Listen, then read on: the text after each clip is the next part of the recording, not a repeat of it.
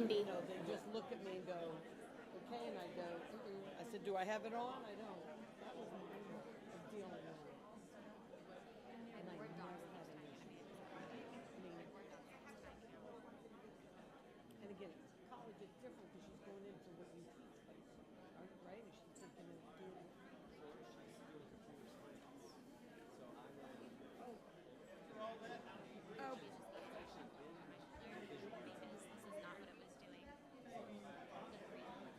But still, okay. Of course, and learn. Dad, I mean, come on. I love it. The best part of all this is her trips to Europe, trust me. I'm with you. Yep. Me too? Who? Me. I wasn't joined yet. I already joined. As long as you join. I did. Making sure you join the meeting. I did, yep. Good evening. If I could have Bruce say, good evening. Good evening. Good evening. Thank you. How cheerful. If I could please have Bruce Sabin come to the front to lead us in our invocation. And if everyone could stand.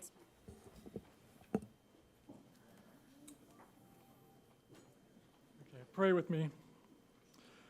God, we are gathered together at a meeting of our school board to do the good work of uniting our community and administering our public school system for the common good. Society is a gift you have given to all people, whatever their culture or their government or their particular time and place. And in our contemporary democratic republic, we are blessed with public schools that offer the chance for any child in our community to receive a free and appropriate education according to their individual need and abilities.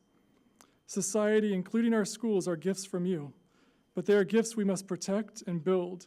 They are gifts that must be passed on from one generation to the next and from one school board meeting to the next.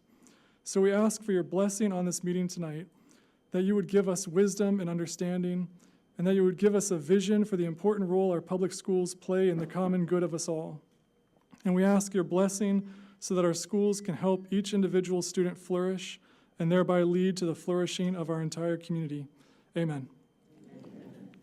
And if I could now have Marcus Walker come to the front to lead us in the pledge.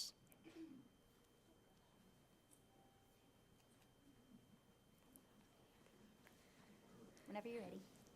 I pledge allegiance to the flag of the United States of America and to the republic for which it stands, one nation, under God, indivisible, with liberty and justice for all. You may be seated. Not you, Marcus. You may not be seated. So, can you tell us a little bit about yourself? So let's start. What grade are you in? I'm in 5th grade, In 5th grade, and what school do you go to? Dundee Elementary Academy. Very nice. And I see here that you're a safety patrol. Yes. What do you do as a safety patrol? I do bus duty in the morning and afternoons. Very nice. Make sure all of the younger students are safely getting to their classrooms? Yes. Awesome. And so I hear that you are a student ambassador for Superintendent Hyde's tour, so you got to spend some time with Superintendent Hyde. Yes, I did. What do you think? How's he doing? Good. Good? All right. Got a couple more days. There we go. Well, so what do you want to be when you grow up?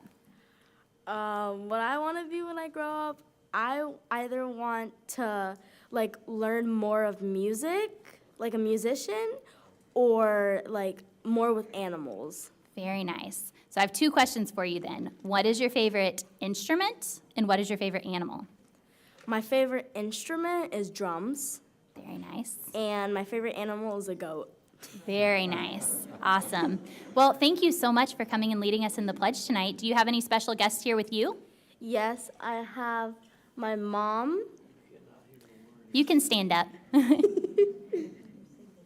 I have my dad. Hi, Dad. I have my principal, Dr. Tatum, Hi. and our assistant principal, Ms. Crossfight, who is currently watching on the live stream. Very nice. Well, hello, Mrs. Crossfight, and thank you for being an assistant principal at Dundee Elementary Academy. So thank you again so much for coming, and you can go sit down now. Thank you.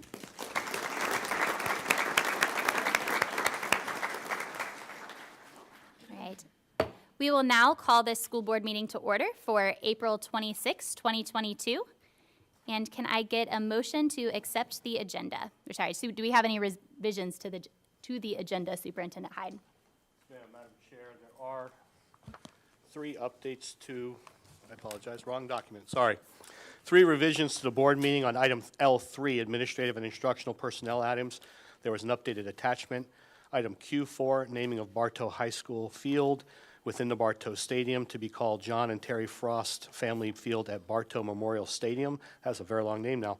There was an added attachment for justification for that recommendation. And then item R1, public review for mathematics instructional materials.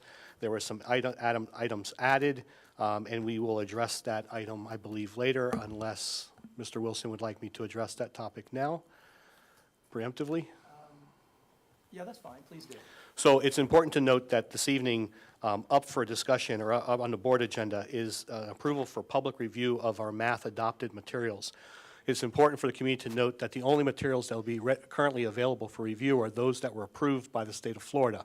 Even though the same publisher may have been denied approval for different grade levels, each publisher has been provided with an update or specific feedback as to why their product was denied, what caused concern within the department.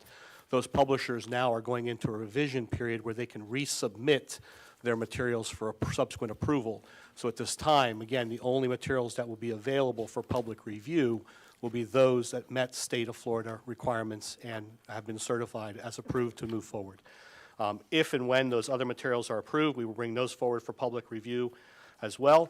If not, and we do not find that they are going to be successfully addressed, then we will bring new items before the board.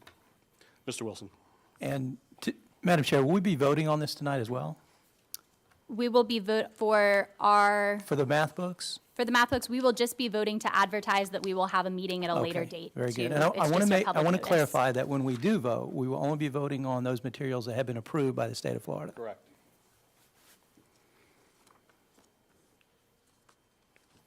Any other revisions? No, ma'am. Madam Chair, that concludes the revisions. Right, and I will hear a motion to accept the agenda with the revisions that Superintendent Hyde just read. So moved? Second. Mr. Wilson with the motion and Ms. Miller with the second. Any discussion? All those in favor, please signify by saying aye. Aye. Any opposed? And the motion carries. And we will now move into the special recognition portion of our meeting. Superintendent Hyde, if you could begin our special recognitions.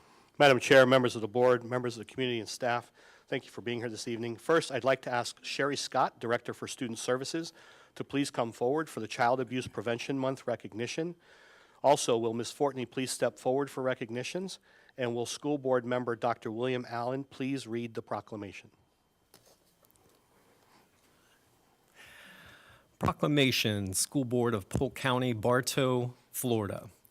Whereas Florida is committed to improving the lives of all Floridians and securing a better future for the citizens of the state, and whereas children who have adverse childhood experiences are at a higher risk of short and long-term physical, psychological, and behavioral challenges that can impact the individual child and the greater community. And whereas parents and caregivers who have resources and support are better equipped to give their children safe and nurturing experiences. And whereas children have better mental health, physical health, and academic success when they're raised in a safe, stable, and nurturing environment. And whereas the Florida Department of Children and Family Secretary has a vision for holistic services by integrating systems and services. And whereas the state of Florida has established Hope Florida, a pathway to prosperity, a personalized approach to helping families overcome barriers to self-sufficiency through community collaboration.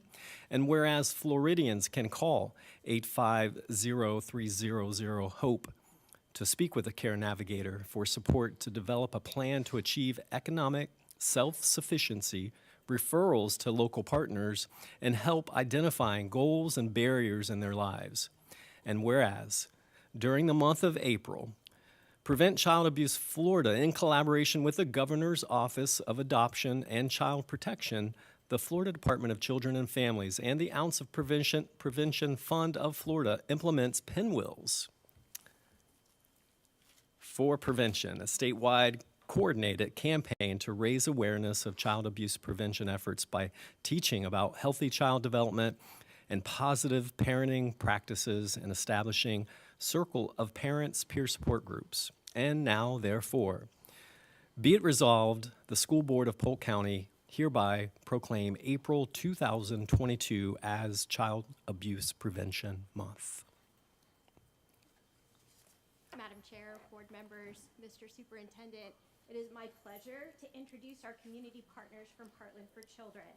We have with us tonight Lisa Myers, who is the education specialist at Heartland for Children, and Miss Andrea Hagan, who is the director for the Community Partnership School at Crystal Lake Elementary, who will be making a brief statement. Good evening, Madam Chair, school members, Superintendent Hyde, and esteemed guests. Thank you for proclaiming April as Child Abuse Prevention Month. We appreciate the involvement of Polk County School Board in the Pinwheels for Prevention campaign each year. We know that many cities, schools, and county municipalities are displaying pinwheels and talking about what we can all do to strengthen families and keep children safe.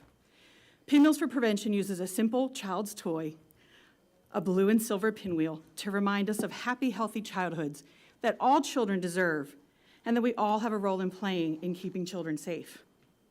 To better understand how we best serve and support our children and families, here's a breakdown of local data for our Tri-County area.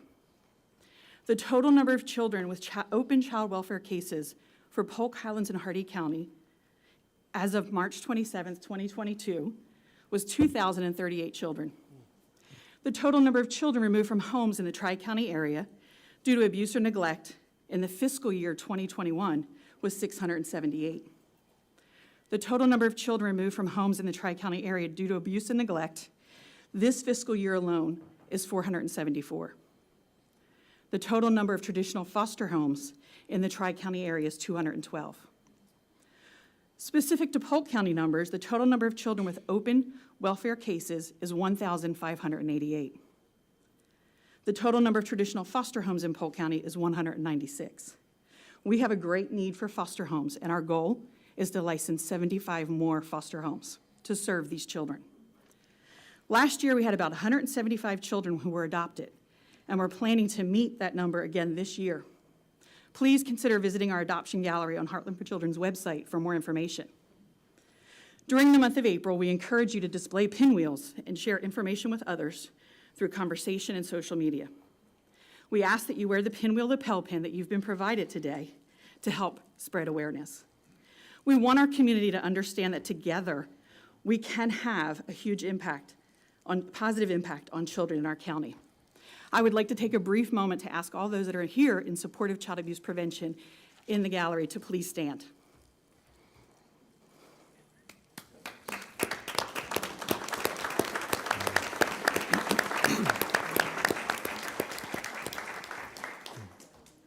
Again, thank you for your commitment to children and families throughout Polk County. Thank you.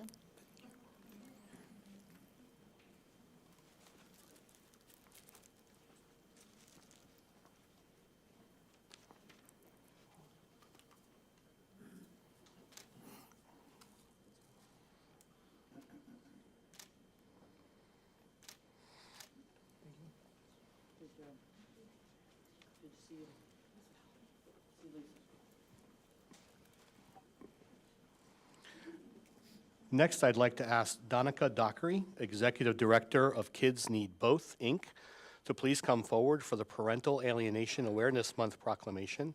And would School Board member Ms. Kay Fields please read the proclamation aloud? Thank you. Proclamation, School Board of Polk County, Bartow, Florida. Whereas alienating behaviors are often found in high conflict divorce and custody situations, often causing mental and emotional anguish to children. Whereas parental alienation is defined as behaviors, whether verbal or nonverbal, by a parent or other individual that causes a child to be mentally manipulated or bullied into believing a sincerely loving parent is to be feared, hated, disrespected, and or avoided. And whereas this is considered a serious form of psychological abuse, and it deprives children of the right to be loved by and show love for both their parents and extended families. And whereas the ACE study, which predicts lifelong outcomes on Polk County children's impacted by adverse childhood experiences using a 10-point scale, identifies alienated children as having at least 2 of those 10 points contributing to traumatic events in a child's life. And whereas individuals with ACEs are 12 times more likely to suffer well into adulthood from alcoholism, depression, drug abuse, multiple marriages, shortened lifespan, and 1,200% more likely to attempt suicide, thereby impacting Polk County's future generations. And whereas with awareness comes education, understanding, and the power to stop the abuse of innocent children caught in the crossfire of the people they love. As Polk County residents and stakeholders become increasingly aware and educated about the problem, more people can help to prevent it. And whereas through the Voice of Kids Need Both, Inc., and our Hope for Families partners based in Florida, we ongoingly seek new and substantial ways to empower Florida families to choose a future of harmony and sustainability that interrupts detrimental generational outcomes. Now, therefore, be it resolved, the School Board of Polk County hereby proclaim April 2022 as Parental Alienation Awareness Month. Congratulations.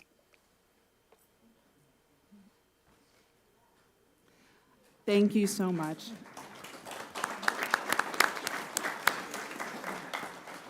I've been doing this for 20 years, and it warms my heart because I was a teacher in the school system here, and that you all have recognized this.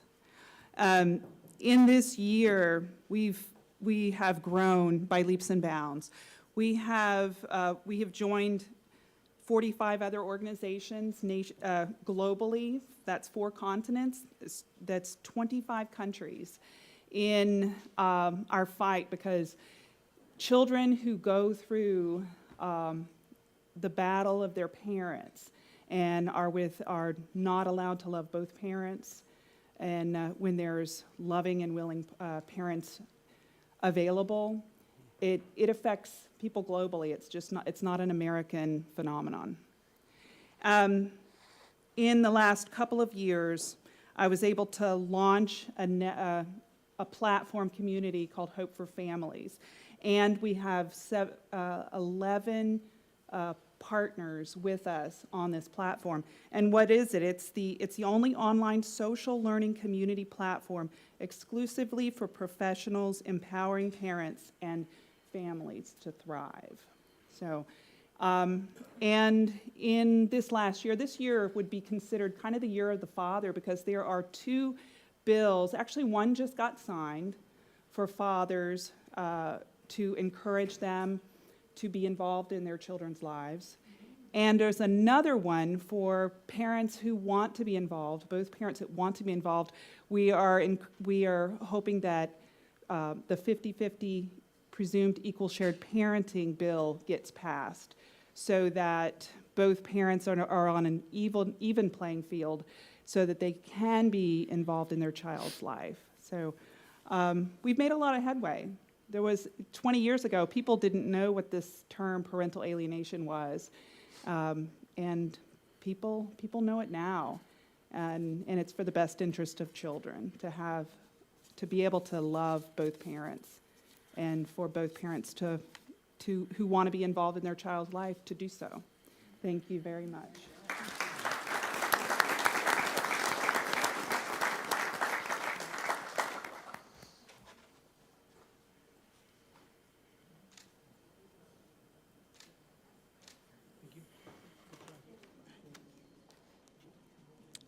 At this time, would Susan Copeland, Executive Director of the Polk Education Foundation, please come forward for donor recognition?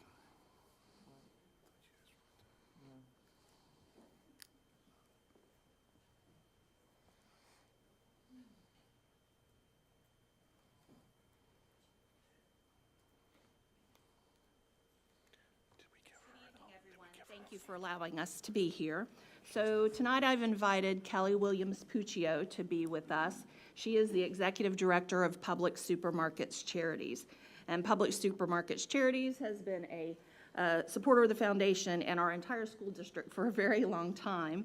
But I can tell you since 2007, Public Supermarkets Charities has donated almost $310,000 to the foundation. So that averages out to be about $20,000 for the last 15 years. Foundation programs they have supported have been our Take Stock in Children program, our Stepping Out for Education program, Teacher to Teacher Connection, our Free Teacher Market, the Hall of Fame, and the Inspire Awards. Public Supermarkets Charity has also supported district programs that run through the foundation, and those include things such as the Spelling Bee, ESOL, Kids Tag Art, Minority Achievement, Silver Garland, Migrant Services, Kitty Christmas, Elementary and Secondary Science, and Parent Engagement. So they have their hands in a lot of things through us. I know there's other entities in our district that also receive funding, so I would venture to say that 310 could possibly be $500,000. I don't know what everyone else has done, but I can tell you what we have done, and it's been a lot of support. You see their name everywhere we go, so they're very active in our community. So Public Supermarket and Public Supermarkets and Public Supermarkets Charities are two different entities. But I couldn't stand before you tonight and not also add that Public Supermarkets has given us 1,241 $20 gift cards. So if you do that quick math, that's about $24,000 in cards. So we've used them to give to brand new teachers this school year. We used them at our Free Teacher Market. We've given them to volunteers. We will be using them next week at the during Teacher Appreciation Week. So lots of things are being done again by that Publix family. I've had the pleasure of working with Kelly for the last few years, and I would just really like to thank Public Supermarkets Charities, the whole Publix family for everything they do. And anywhere you go in our community, you're going to see them as well. So when we talk about all in and invested in a community, Public Supermarkets Charities certainly is. And when I talk to colleagues around the state and they find out I'm from Polk County and they say, oh, Public Supermarkets headquarters is in your county, you're so lucky. And I just look at them and smile and say, yes, we are. So I just would like to thank Kelly and the charities, and I have Ms. Fortney giving you a certificate of appreciation. I'll spit that out.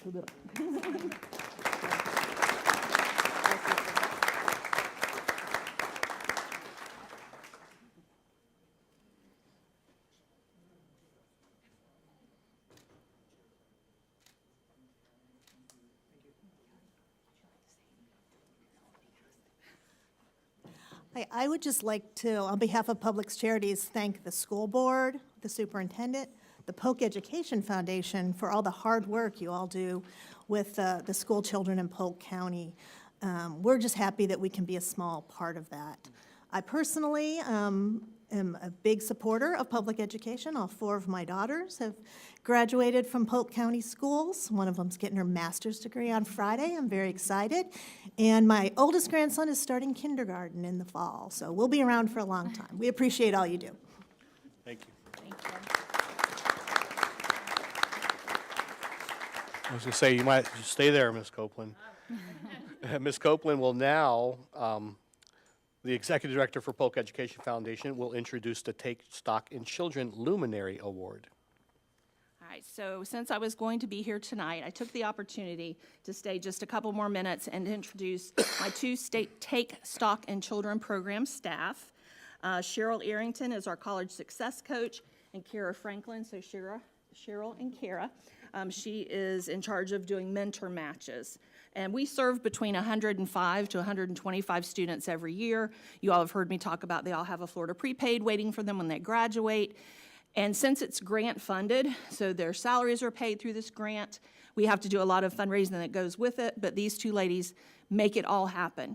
And I can tell you that we've been very fortunate the last 2 years for the program to receive the Luminary and the Gold Award from the state agency of Take Stock in Children. So the Luminary Award is given to programs that earn 100% on an assessment that's called the Balance Score Sheet. So it's like report cards that we know, and it shows how each program is doing as far as mentor matches, students entered into the program, making the scholarship matches. There's all goals and objectives that we have to meet. So they have done all of that and earned the Luminary Award for the last 3 years in a row. So there's 33 programs in the state, so that's probably about half or so that receive that. So I think that's a big deal, in 3 years in a row. I think it's wonderful. So due to Kira and Cheryl's work, they also received the Gold Award, which is what every program wants to hear, because that means the next year you'll receive 100% of your funding. So funding is a big deal, as we know. Got to have people to make things happen. So I just really appreciate all they do, mostly to help the students who they're helping to graduate, and then just to make Polk County proud. So I didn't have a certificate of them, but I had them bring their awards because I thought it looked really good in a picture, and I just wanted to thank them and congratulate them on all the hard work they do.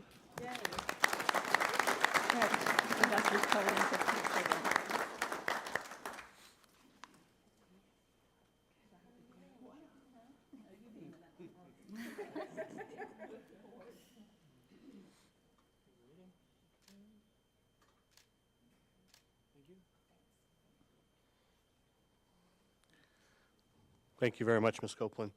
At this time, I'd like to bring Dr. Deborah Hudson, principal of McLaughlin Middle and Fine Arts Academy, to come forward to introduce the Duke Energy donation.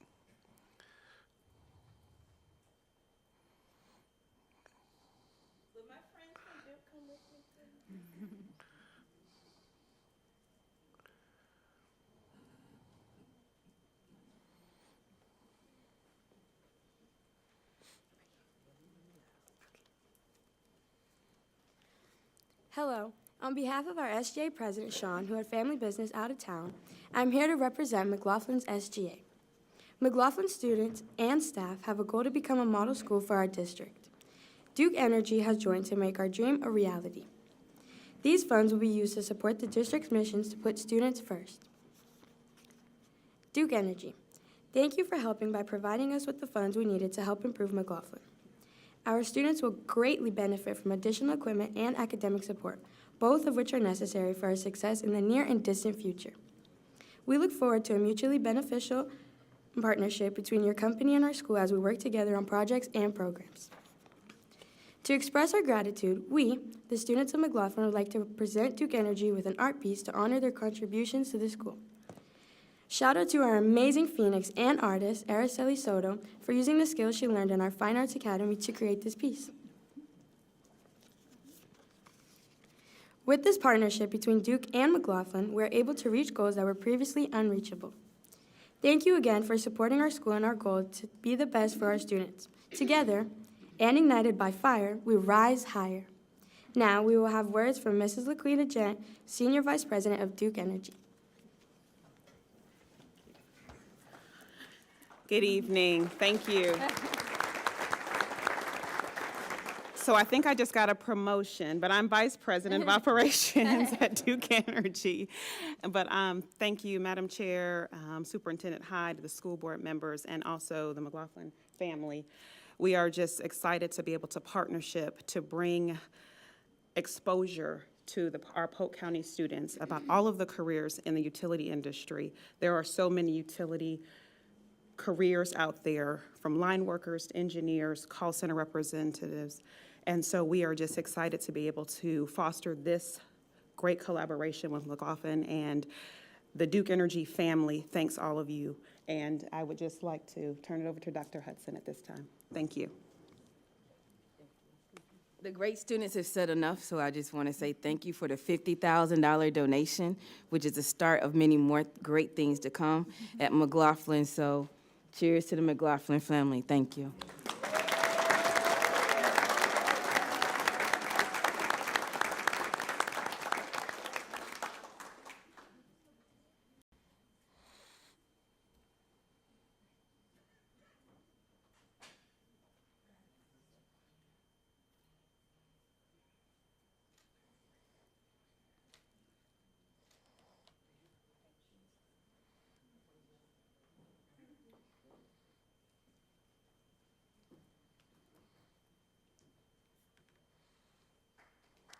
Dr. Hudson?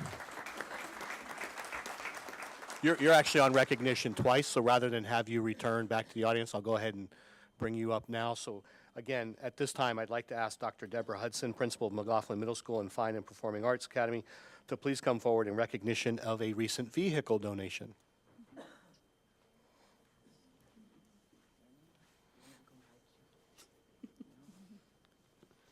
Good afternoon, ladies and gentlemen. My name is Cheryl Sashay Lammy, and I am a 7th grade student at McLaughlin Middle School and Fine Arts Academy.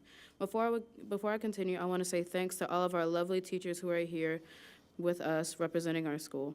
It is moments like these where we can really see how much support and community we have at our school.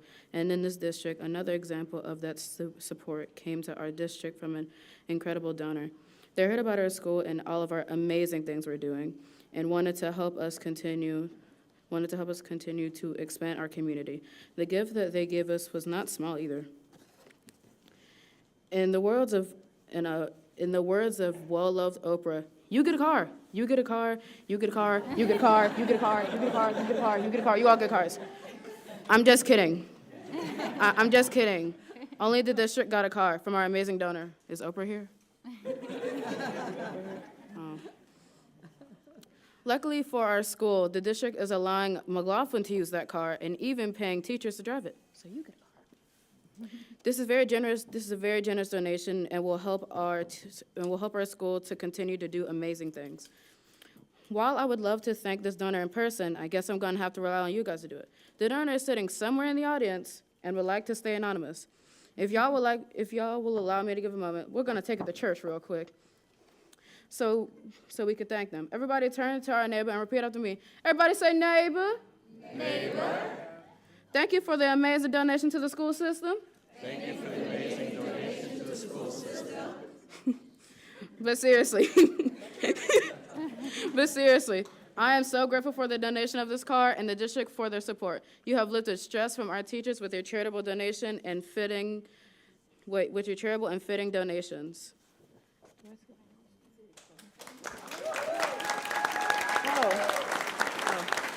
In honor of you and your charitable donation, we will display this painting by 8th grade Phoenix Kaylee Shepard in honor of our school. It is being presented by fellow 8th grader in Phoenix, Arciela Soto. This amazing painting, also helped by our amazing art teacher, Mr. Jones.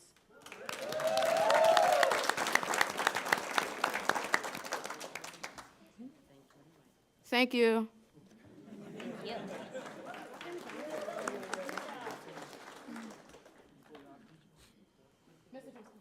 with the art teacher in there. There we go.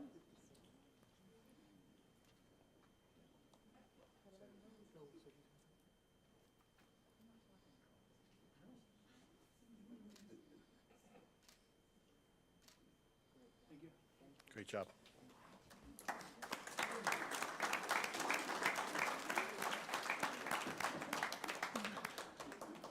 And last but certainly not least, at this time I would like to invite Regional Superintendent of High Schools, Mr. John Hill, to please come forward to introduce Senior Army Lieutenant Colonel Sean Phelps, who was recently recognized as the JRRTC Instructor of the Year.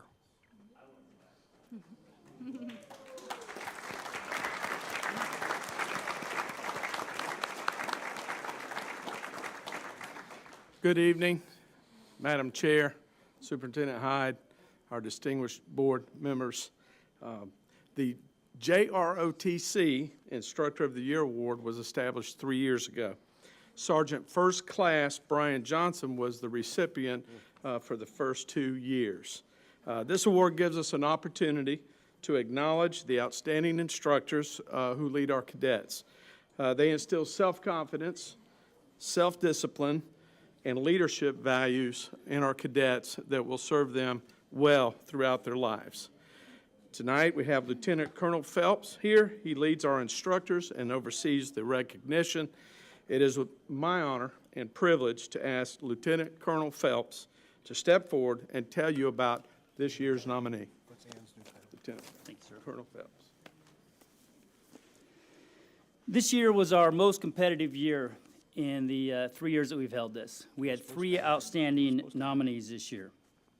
Our winner this year was responsible for planning, resourcing, and conducting rifle training for over 300 cadets during the JROTC Cadet Leadership Camp last summer. He also ran the Polk County area rifle competitions and the district rifle meet that determined who qualifies for the state championships. He led his rifle team at Summerlin last year to the state championship and also a second-place finish at the Army National JROTC Championships and fifth place in the All-Service National JROTC Championships. He is a consummate professional who works hard to support the JROTC students of not only his school, but also the county and his community. He also supports his community as the liaison with the Polk County Sheriff's Charities and Mulberry High School, which raises over $100,000 for the community. I present to you the 2021-2022 Polk County Instructor of the Year, Sergeant First Class Retired Stephen Beck of Mulberry High School.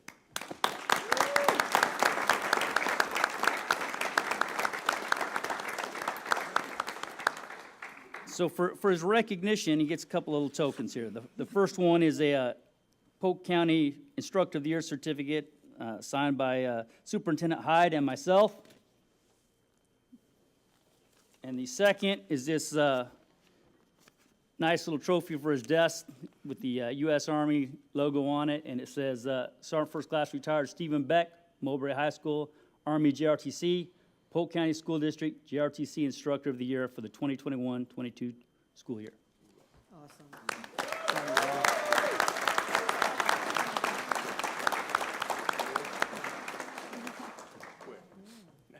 Say a few words. I didn't really prepare anything, but as Colonel Phelps said, it was a very high honor to get this award. And I'd just like to say that every instructor in this county is definitely deserving of this award because I've worked with every one of them. And our job doesn't stop at 2 o'clock in the afternoon. It's really just beginning because that's where all the extracurricular activities and then the nights and the weekends and the overnight camps. So thank you. Thanks for what you do for kids. Should have advocated for that indoor range, sir.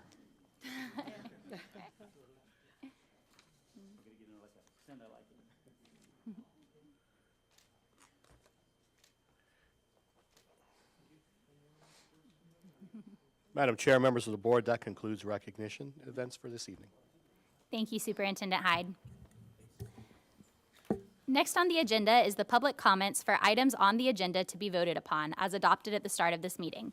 Before we begin, I would like to welcome the public and go over our public comment process and opportunities for this evening. We will have 3 opportunities for public comment this evening. The first will be for items on this evening's agenda to be voted upon.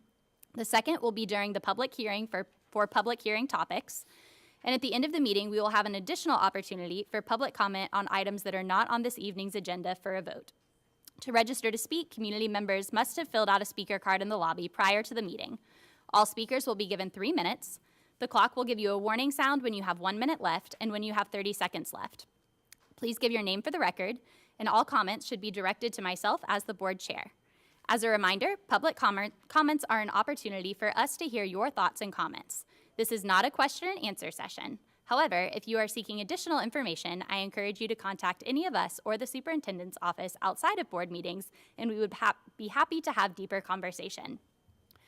In reviewing the cards for the agenda items, most of them are about the child abuse proclamation, which is not an agenda item that we will be voting upon. So those items, we are happy to hear comments on it.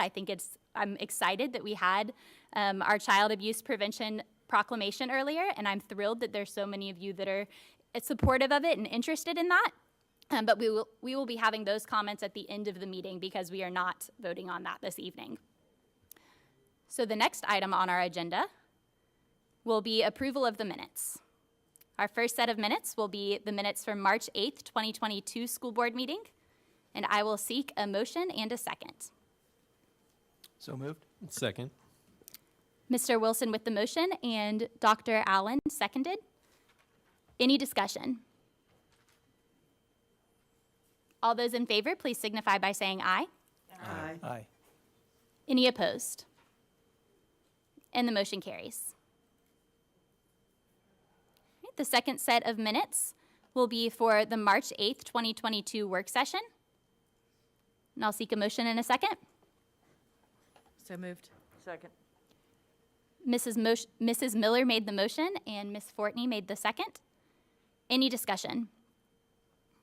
All those in favor, please signify by saying aye. Aye. Any opposed? And the motion carries. Our final set of minutes for this evening will be to approve the minutes of the April 12th, 2022 work session. I'll hear a motion in a second. So move. Second? Believe that was Dr. Allen and Mr. Wilson. Any discussion? All those in favor, please signify by saying aye. Aye. Any opposed? And the motion carries. Next, we will have the approval of the consent agenda. And I'll hear a motion and a second. Move approval. Second. I have Ms. Fields and Ms. Fortney. Any discussion? Seeing none, all those in favor, please signify by saying aye. Aye. Any opposed? And the motion carries. Mr. Hyde, do we have new administrators you would like to introduce? Yes, ma'am. I'm not sure how many are in the audience. There are 3 administrators. First is Ms. Jenna Short, HR Manager with Griffin Resources, LLC. She is a new hire to Polk County Public Schools and will be serving as the Director of Personnel for Human Resource Services. And if you can come on down.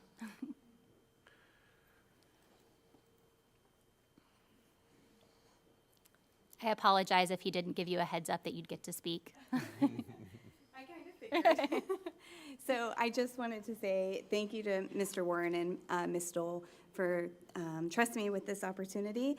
I look forward to leading the personnel department, and I am truly grateful that I get to work side by side Ms. Stoll during this transition.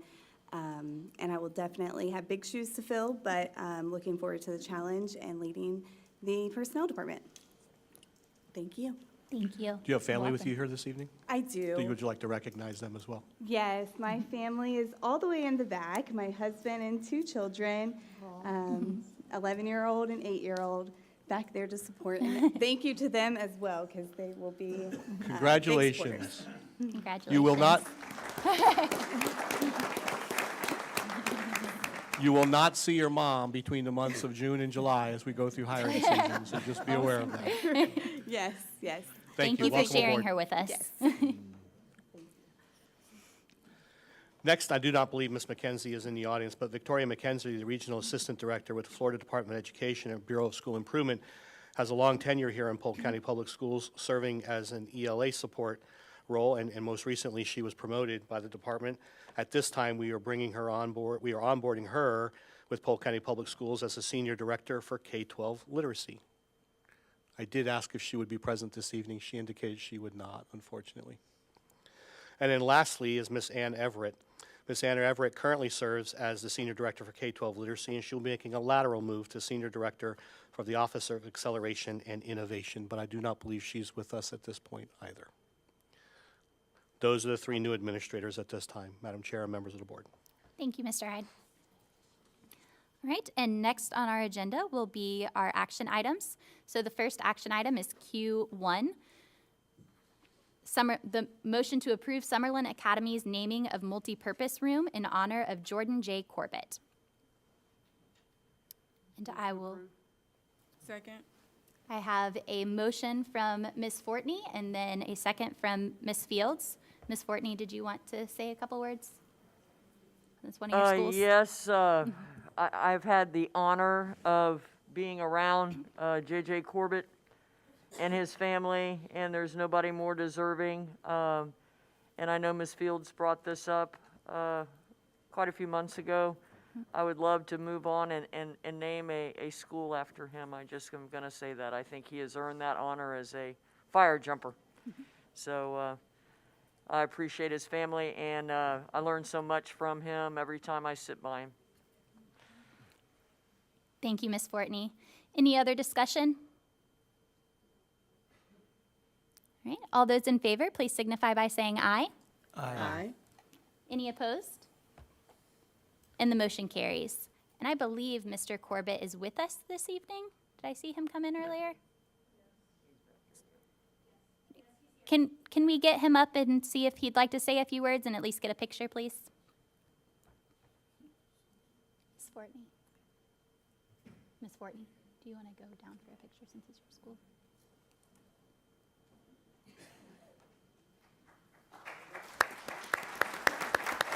Do you wanna go first?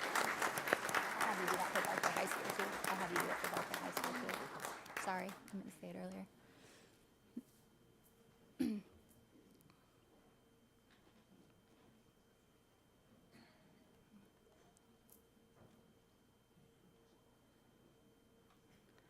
Thank you for being here tonight. I wanted to give you an opportunity to say a couple words if you'd like to. Thank you. First of all, I want to thank you for the honor that you've given to me. I hope that through my life I've lived the kind of life that deserves this. I'm not sure that I do, but I hope that as life continues, I'll continue to be of service to people. Again, I want to thank the board for what you're doing. Thank you. Well, thank you for all that you've done for us. And Miss Emily Ann, do you want to come up for a picture as well? Okay, sounds good. I apologize, Dr. Downey, I didn't see you standing in the back. All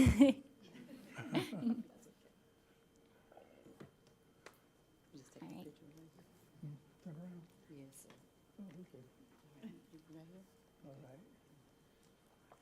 Here we are again, Mr. Corbett. I need to take this off.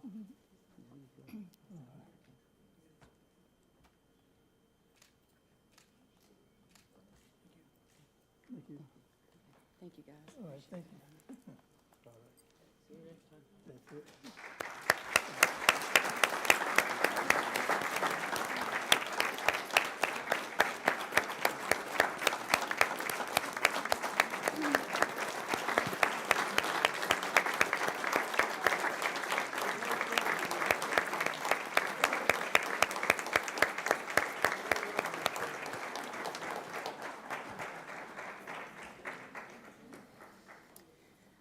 Right, and next on the agenda, we have our charter school projected enrollment for 2022-2023. And motion to approve the projected enrollment increase as recommended. Is that, sorry, hold on just a second. Wes, is that correct that we don't need to do them individually, correct? Madam We do- Chair, I believe we missed Navigator Academy unless I'm sorry, you're correct. First, we will have Navigator Academy leadership contract modification. A motion to approve the Navigator Academy's contract modification. And I'll hear a motion. So moved. Second. Believe I heard Miss Miller and Miss Fields. Any discussion? All those in favor, please signify by saying aye. Aye. Any opposed? And the motion carries. Now we will hear the charter school projected enrollment for 2022-2023. Mr. Bridges, do we need to vote on those individually, or can we vote on them as a group? Unless someone wishes to pull one for a separate vote, you can do them all together. So I'll seek a motion to approve the projected enrollment increase for 2022-2023 school year as presented. So moved. Second. Mr. Wilson and Dr. Allen, any discussion? All those in favor, please signify by saying aye. Aye. Any opposed? And the motion carries. Right. And last on our action item will be the naming of Bartow High School field within the football stadium to John and Terry Frost Family Field at Bartow Memorial Stadium. I will hear a motion for that. So moved. Motion to move to name after Mr. and Mrs. Frost. Thank you, Ms. Fortney. And a second? Second. Dr. Allen. And Ms. Fortney, would you like to make some comments since this is also your school? I actually got the pleasure of teaching with Ms. Frost when I was at Bartow High School, and they have done so much for Bartow High School. You can't even list it all. And I applaud Bartow High for wanting to honor that great Bartow family. I just can't say enough. Thank you, Ms. Fortney. Any further discussion? All those in favor, please signify by saying aye. Aye. Any opposed? And the motion carries. And is the Frost family here this evening? No, they are not. Yes, ma'am.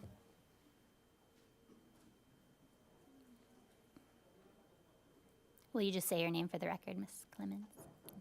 Will you just say your name for the record? So we have it? Hello, everyone. I'm Emmeline Clemens, principal at Bartow High School. And I just want to say a few words about the Frost family. Ms. Fortney's done a great job of already describing to you the kind of people that they are.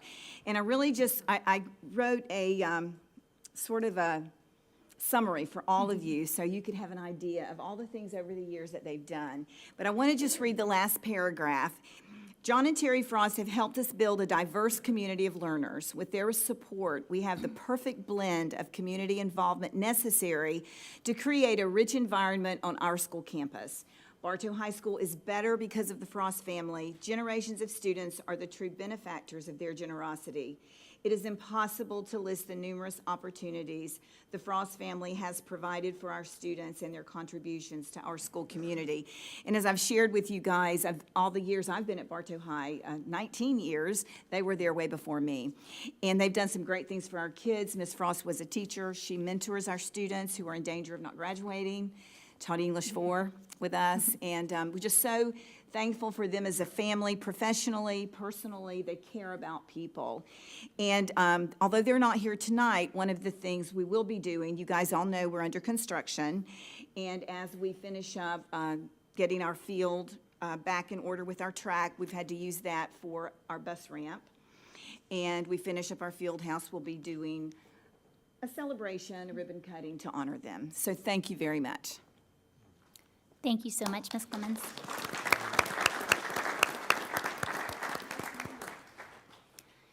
And next, we will have our public hearing. Do I need to call the public hearing to order, Mr. Bridges? We will call our public hearing to order. The first item will be R-1, Student Conduct for 2022-2023 school year. And I do not have any public comment cards for this item. The motion will be to approve the Code of Conduct for the 2022-2023 school year. And I'll hear a motion. I move to approve the Code of Conduct. Thank you, Ms. Miller. Second. And Ms. Fields with the second. Any discussion? All those in favor, please signify by saying aye. Aye. Any opposed? And the motion carries. The next item for our public hearing will be the public review for math instructional materials. And as Superintendent Hyde mentioned at the beginning of the meeting, this will be to advertise that we will be advertising the instructional materials work group recommendations for a future public hearing. Madam Chair, the Florida law on this is a little different than it is from other public hearings. And so tonight will be the opportunity for members of the public to come and have input on the recommendations, but the actual vote will be taken at a subsequent school board meeting pursuant to Florida law. Correct. And I have one card for that, and that is Paul Hatfield. Paul, if you'll come on down. And as you're coming down, I'll just review the public hearing blurb. We will now begin with public comments portion for public hearing on R2, advertisements for public review of math curriculum. For those who have registered, just as before, all speakers will be given 3 minutes. The clock will give you a warning sound when you have 1 minute left and when you have 30 seconds left. And if you could just say your name for the record. Sure, Paul Hatfield. I am a Polk County resident. I've heard that many of you have faith, and you exercise your faith in approving and putting in these books. And the math book's part of it. Math books, in fact, have some racial stuff in it. What does race have to do with reading and writing and arithmetic, 1 + 1? How do you get race out of that? How do you get race out of that? Whose math, whose faith are you using? Because the faith that I know of, the God of our fathers, the God of Abraham, the God of our country, the God of our, in fact, founding fathers, did not exercise that faith. His faith, in fact, was a faith of love, that we may come to the Lord Jesus Christ as our personal Savior, that we may know Him, not to exercise race, not to insert doctrine, not to insert the ideology that is liberally being taught to our students, but in fact, the faith that comes from his word. Mathematics has nothing to do with race. Mathematics has nothing to do with indoctrinating our students. Mathematics has to teach our students how to think. What to think? No. How to think. How to add 1 plus 1. How to divide. Recently, graduate students were asked, what is 7 times 7? One student wouldn't take a guess at it. I don't know. A graduate, I don't know. One was asked, again, what is 7 times 7? The graduate said 40? I don't know. I think that's 40. Our math level of learning in Polk County is very, very low. But simply because we're graded on the curve, it all looks good. It all looks great. And that's a shame. That's a shame. That's something that each one of you should be striving for. And each one of you should be bowing down in prayer for, to strive to get better. Not passing on for social passing. Not passing on and saying, okay, it's all right, it's okay, you can go on. Many of our, you know what, you can go up to a clerk at a store and they can't count change. What part of that did you have? What part of that did you have? I got 30 seconds. And I'm going to say it's a shame that our students don't know any more on what they do. They can't read, they can't comprehend, they don't know how to get out into the workforce, and they, in fact, are being indoctrinated. They're being taught junk, sexual junk that has nothing to do with math, reading, writing, arithmetic. Thank you.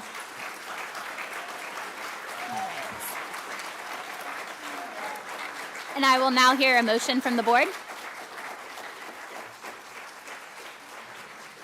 So moved. Thank you, Ms. Miller. And a second? Second. Ms. Fields. Any discussion? All those in favor, please signify by saying aye. Aye. Any opposed? And the motion carries. We'll now have the superintendent's report. Yes, ma'am. Madam Chair, first and foremost, I'd like to point to you that the fine arts cookies donated in front of you for tag art recognition were donated by Ridge Tech Culinary Class and the Fine Arts Department. So they put those together. It's a very nice thing that they did. Very, very pleased that Joe Tedder continues to honor and recognize our student artwork for inclusion in Florida Tags. And so they announced not only the superintendent's choice, but the tag choice. And I was very appreciative. He listed my choice first, but both students, and I'll be visiting. Unfortunately, I wasn't able to be at that event because there's always conflicting events. But I will be visiting that school and taking both those students a small token of our appreciation in the next week or so. Ms. Winchester coordinates my schedule and does an amazing job of juggling all of those opportunities for me. I'd also like to recognize Summerlin Academy. Summerlin put on their sophomore event. It's an evening where sophomores participate in a formal dining experience. Each one of us was assigned to a table with multiple students. The juniors and seniors actually serve throughout the event. And they do this intentionally because they want to expose their sophomores to proper etiquette, proper manners, and those types of opportunities, but also to get them to engage with strangers at the table.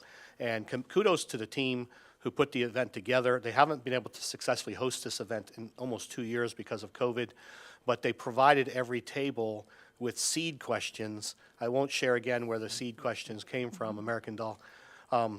But they led to some really good conversations at our table, and I was very impressed by all the young students that my wife and I were able to join that evening. I know Dr. Allen was there, and I know others may have been there, I'm sorry. But it was a fantastic event. Kudos to them. And I'm proud to be able to work with the school. As you know, Aramark makes a donation to my office to use throughout the year to sponsor different events and activities. And I'm pleased to share that I will be sponsoring the Summerlin event for their current juniors and seniors who missed this opportunity. So they're coordinating something for them special, and I'm very pleased to be working with them on that. I also want to point out and send a huge shout out to Polk City Elementary School and that entire community. I had the fortune of attending with two of my board members, Miss Lisa Miller and Miss Sarah Fortney, the cake sale that took place last Friday. I was warned that there were two gentlemen in the audience. Both were wearing light blue caps, and I was forewarned that if either one of them begins nodding, to quickly bow out of the auction because I could not compete. Those board members, I think you've learned, I'm up to the challenge, but the money that started to get thrown around in that room even scared me off. I was very pleased to be able to purchase several cakes. All of us donated to a charitable cause. It was really interesting that people were spending upwards of $500, $600 on a cake that they immediately donated back to have cut and shared with the entire group that was in attendance. It was a fantastic event. It's a fundraiser that's been in existence at that school. Ms. Miller, remind me? 93 years. 93 years. And I will tell you, we definitely left with sugar overload. I'd also like to give a shout out to Dixieland Elementary School. As I visit schools, teachers oftentimes seek the opportunity, knowing I was a science teacher and my background, to invite me back. They were in the middle of their unit on where they were showing students talking about animal husbandry and raising chickens. And so they had their eggs in the incubator. The eggs hatched. I had a chance to go back, see the chicks, talk with the students, and then read some books to them. And it was a fantastic experience, and it brought, warmed my heart as a science teacher. I did ask them what they do with the chicks, and the donor takes them back. So it's not something that the school has to find a home for. But agriculture is something that we will be focusing on in our elementary school settings because there's a lot to be learned there. Not only is it a strong part of Polk County's history and heritage, but there's a lot that can be learned by students about how to care for small animals and to take that seriously. We learned how to be more empathetic. We learned how to be responsible, and those students were truly excited. Lincoln Academy, same thing. Lincoln Academy it's an IB school. They had their IB capstone experience for their elementary students. And for the young man who left, who said the pledge and said he likes goats, I had the pleasure of holding a goat, and my picture is circulating all over social media now of me with that goat. But it was a fantastic event. Those students went to various stations. They spent 15 minutes minimally at each station and learned everything about aquaculture, horticulture, farming, and it was an amazing investment on behalf of our community. Ms. Fields was there, and I know we all had a great opportunity and great time and supported in those activities. Sun and Fun, fantastic event. I was running late. Law enforcement did tell me at one point, just drive on the sidewalk, Mr. Hyde, we've got your back. And I said, oh no, not in Polk County, I learned that lesson. Someone's gonna get a picture of me driving on a sidewalk and put it in the paper. So I sat in traffic, and they were very accommodating to my schedule when I got there, because the reason I was trying to get there quickly was they were interviewing me live on the radio for Sun and Fun and a broadcast. So they were able to accommodate my schedule and replace me with someone else, and I took their spot. But what a phenomenal event. If you've never been to Sun and Fun, I find it hard to believe that any Polk County resident has never been to that event. But I grew up in the aviation industry. My father was in the Air Force. Stepfather was in Air Force, recon. And I was my father, again, owned an aviation supply company growing up, and we provided parts for everything from 707s to 777s. And, so I grew up around that industry, but it was so impressive to watch our students perform the way they do. The campus literally shuts down for a week to allow those students come back, and they volunteer, and it's essentially their spring break, and they're provided alternative assignments. But what a fabulous job that's done there, and I know it generates a lot of revenue for us. But we had great weather, and it was just amazing to see the turnout that we had. A couple last things. Lake Gibson Legacy Leaders, I had the pleasure of attending that this morning.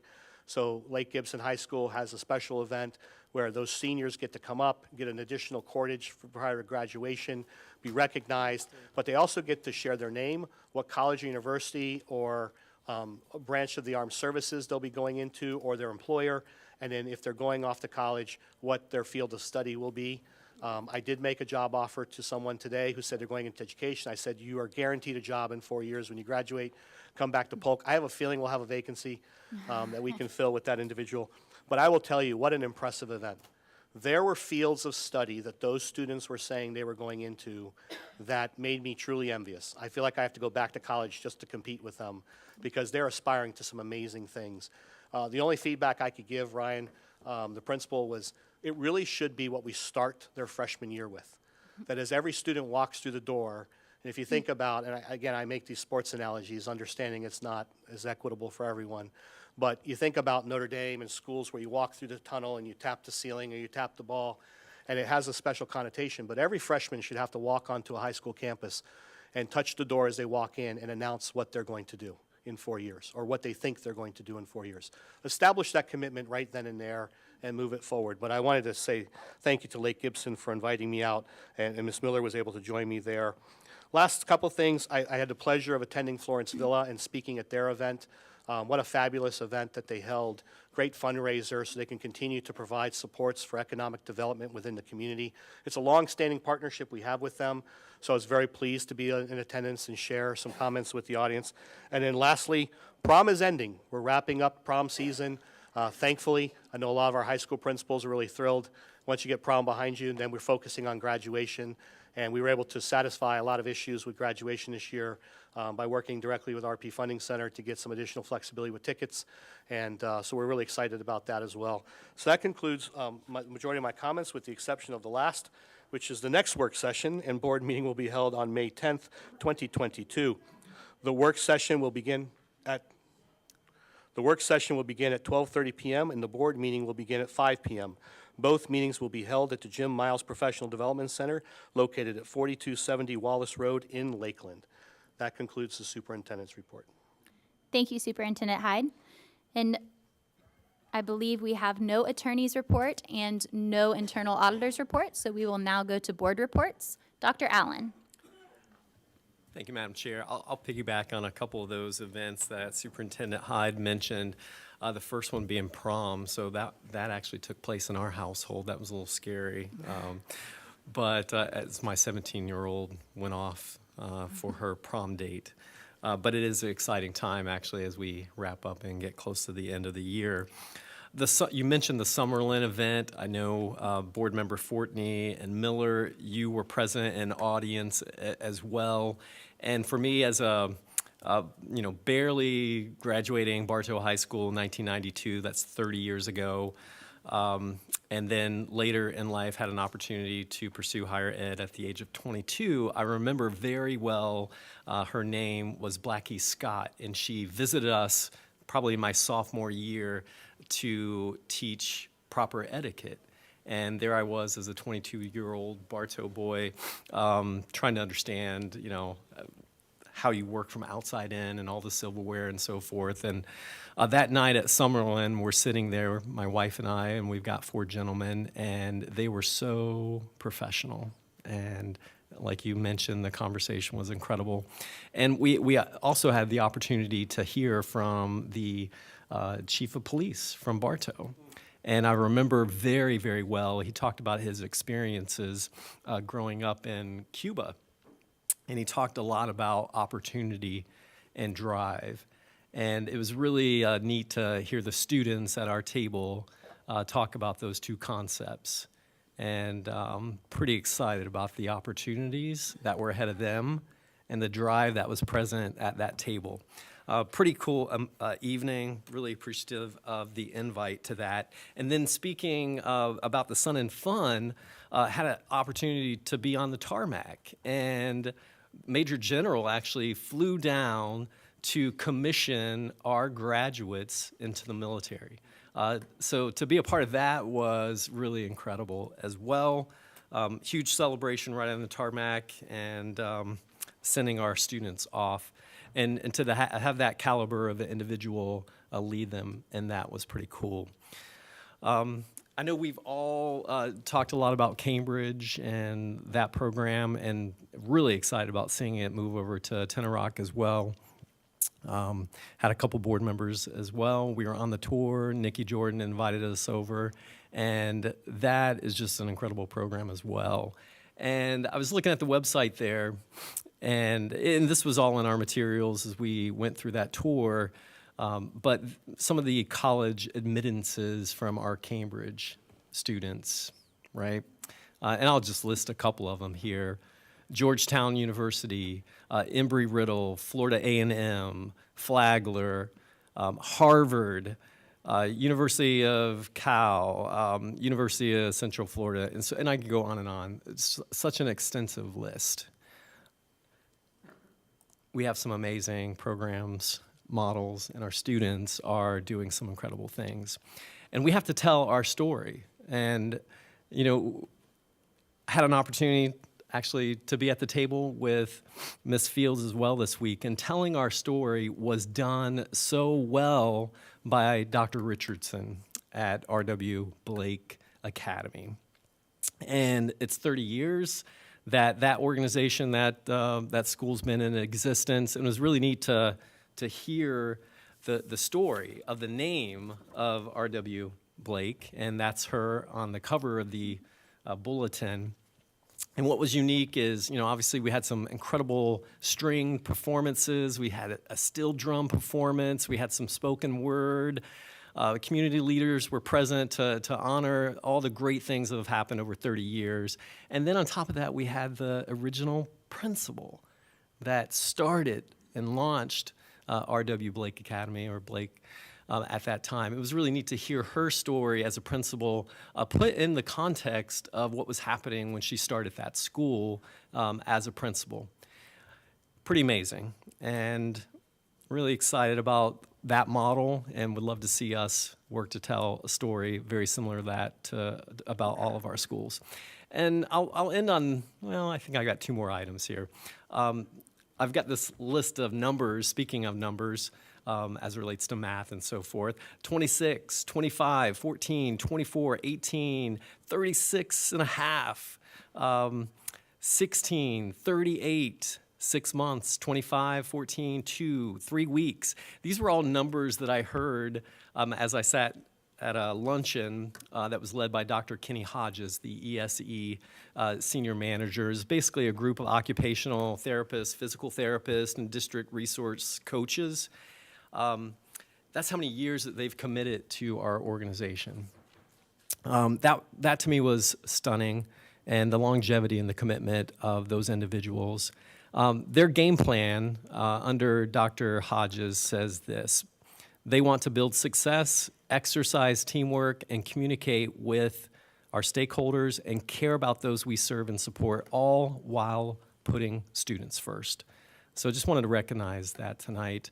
Lastly, here's a headline. Looking for an exciting adventure or want to face your fears while giving back to Pace Polk. On Friday, I get an opportunity to rappel down a 10-story building to really support PACE Center for Girls. So if you're out and you want to financially support that organization, I do have a life insurance policy, so I'm okay about, edging, going down those crazy heights. But it's really there to help the girls and young women in Polk County to reach their dreams. So that's all I have, Madam Chair. Thank you. Thank you, Dr. Allen. Ms. Cunningham? No report this evening. Thank you, Ms. Cunningham. And Ms. Fortney? I would like to start with the passing of a valuable staff member from Bartow High School and ask that we keep her family in our thoughts first and foremost. Big congratulations to all of our retirees up and coming. Actually, April is full of appreciation days, one of which would be our OT-PT and Dr. Hodges, as I was there with Dr. Allen. What a great place to be around. You know, everybody's happy and they love their job. We're also going to celebrate, in April we celebrated our school librarians, Assistant Principal Week, Paraprofessional Day. Administrative Professional Day is tomorrow. Then comes School Principals Day in May, and I love all my principals and APs. Teacher Appreciation, of course, and then our school lunch heroes.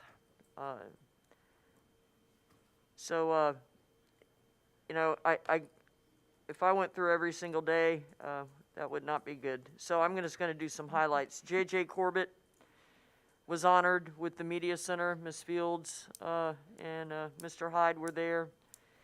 That was an awesome event, very well done. I'd like to congratulate from Spessart and Willow Oak, our volunteers of the year. Yes, Summerlin Military Academy, I'm so glad you're picking up the slack from juniors and seniors because COVID kept them from having their own sophomore dining experience. Thank you. And they went ahead and served anyways. And the artist, Trotty, I want to thank him. And yes, Captain Garcia was awesome too. Yeah, Lincoln, those were kindergarten. That was their capstone, kindergarten. Farmers Market, I want to thank them for that. Sykes did finally again a community day run by their PTO, which was very nice. The tag art, man, those kids are talented. That's all I can say. And I so appreciate that partnership. And it was nice to see former students and former parents that have grandkids even now doing the same, the tag art. I have to give a huge shout out to Dan Talbot and AD Lancaster from Auburndale High School. Dan did the Title IX celebration out at Joker Marchett.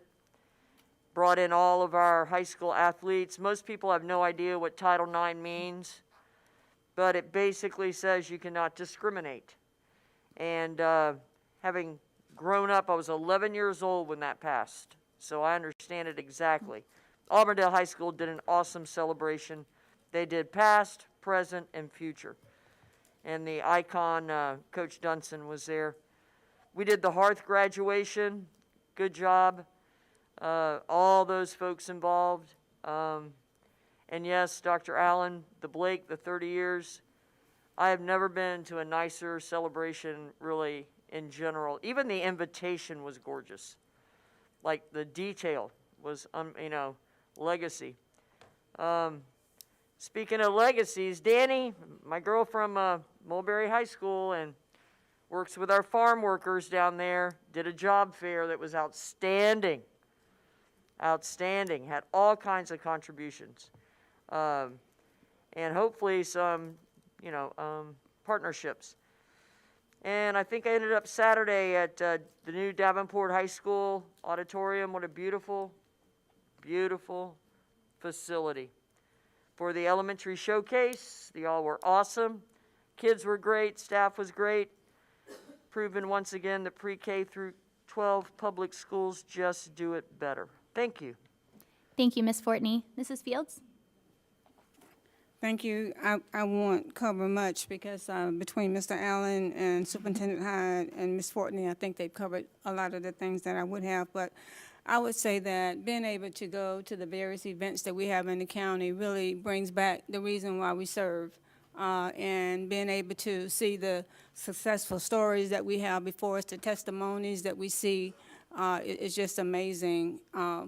I would say that when we were at Blake Academy, listening to two of our alumni talking about how they struggled when they were in school and how they didn't think that they could be successful, and how the principal would call them into the office and say, you're going to be successful, you're going to be somebody, and then coming back and explaining that they have been successful, and because somebody believed in them. And so that, to me, sums it up well.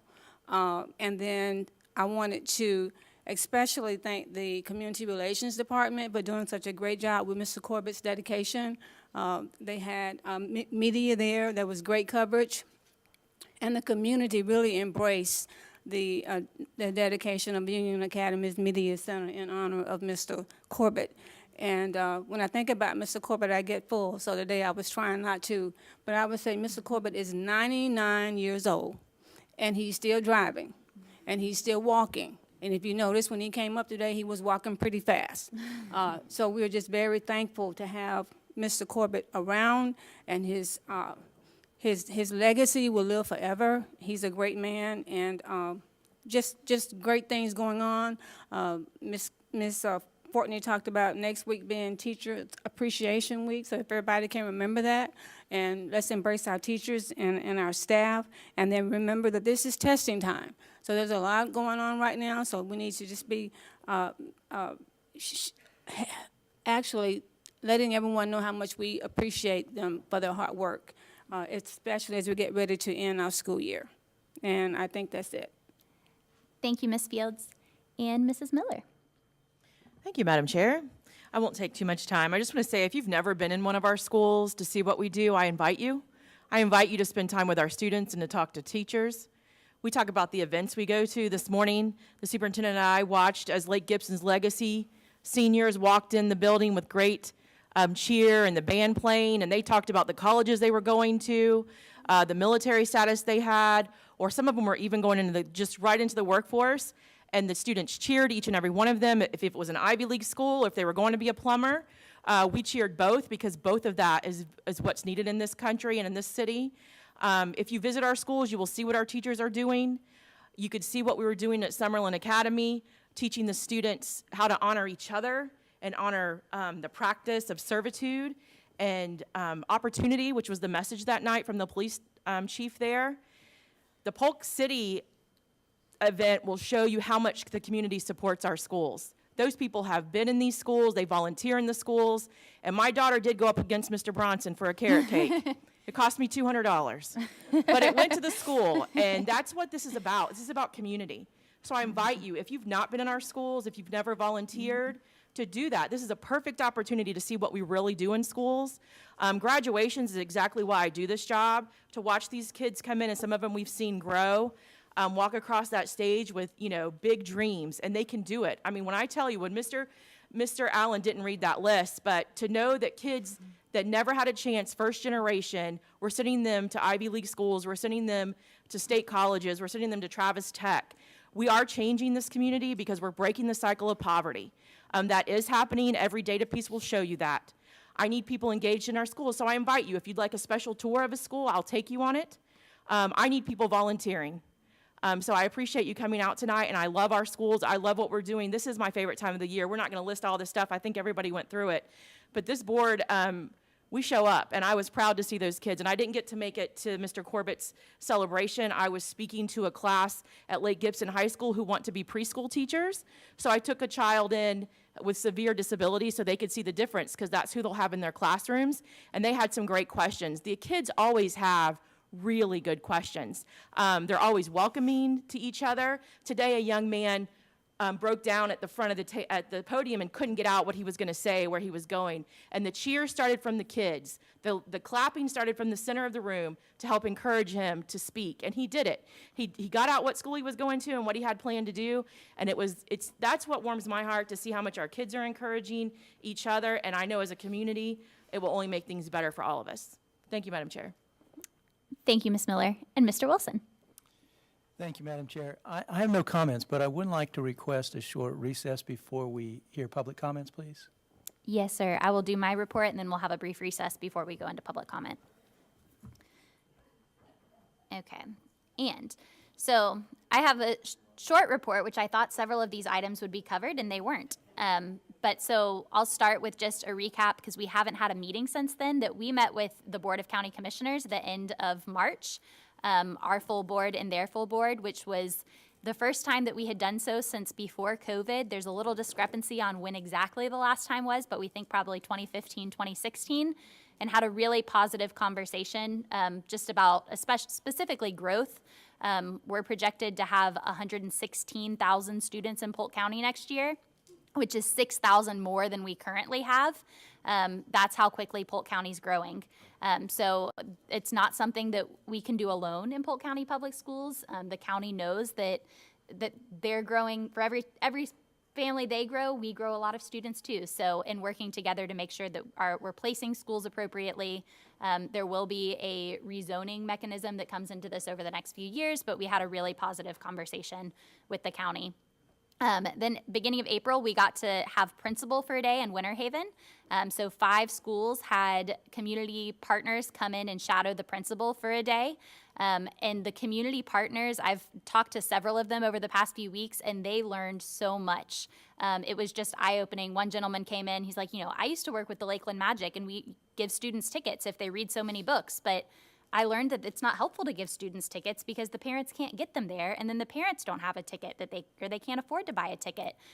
So just changing that thought process for some of our community partners is these are what the needs really are, and if you want to make an impact, ask the principal, ask the teachers, troubleshoot this with me. What's some feedback you can give me to make it better and make it something that students can access?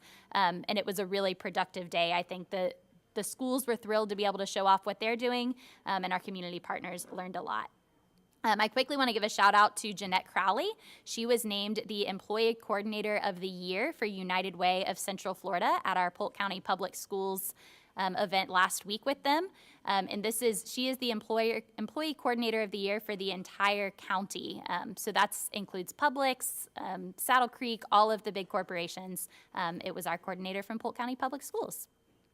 The Volunteer of the Year for senior high schools, it came from Winter Haven High School, which I'm sure none of you are surprised. But that was Miss Darcy Martin. Superintendent Hyde was with me at that ceremony where she quickly said, I have to go back. I have kids in my room and they're working on PERT testing and I need to get back to them because they're almost done. So I know she stole Superintendent Hyde away for a little bit to show all the cool things that she's doing. She is there every single day before students arrive and after most of our staff leave. She is the most dedicated volunteer I have ever seen. And I just want to give a shout out to her because she's doing some incredible things to make sure that our students graduate and tutoring our students who need help passing FSA or SAT to get their diplomas. And then I also just want to give a preview that Superintendent Hyde and I will be speaking at State of the County on Thursday morning at 8 a.m. if anybody wants to come join us. It will also be live streamed and on PGTV. So we will be joining the County Commission and the Department of Health. And we will now take a brief recess and we will be back at 6:37, so 10 minutes.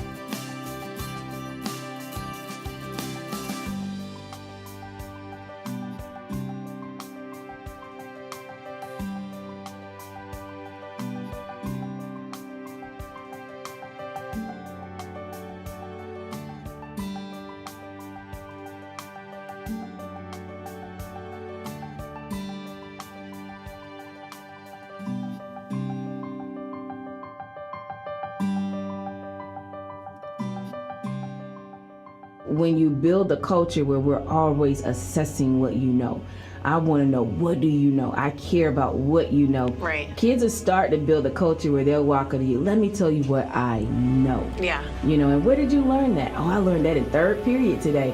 So they're able to recall because we're always questioning what they learned, but the core of that comes from common planning.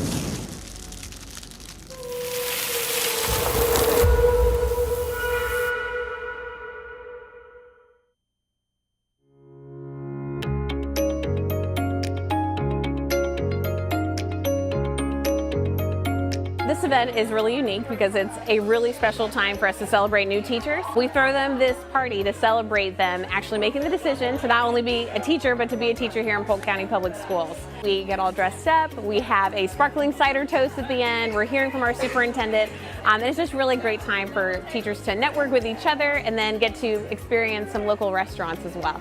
I am incredibly excited about the fact that new teachers get an opportunity and just really feel like they're celebrated. I think oftentimes we get into the initial start of school and things are overwhelming and they don't really have that opportunity to say, hey, I'm here, I'm officially hired with Polk County Public Schools and I'm a part of the family. And so to be able to have that feeling and to be joined by a lot of different individuals in the district, it kind of really feels like the support is surrounding them physically and literally. So I'm really excited for them just to feel celebrated, supported, and valued before the start of the year. What's really powerful about them getting to make these connections early on is that we know that teachers feel isolated, especially new teachers. So for them to get the opportunity not only to be able to meet other new teachers, but to be able to meet district staff that they're getting to put a face to a name, it really just makes it all come together for them and let them know you're not in here alone. We're here to support you and celebrate you.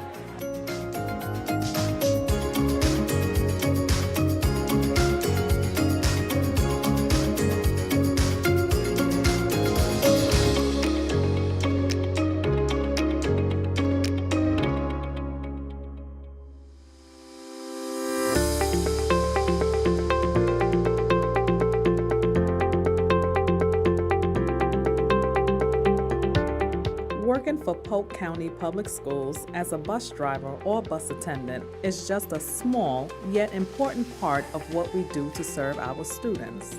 We want to thank all the unsung heroes of our driving force.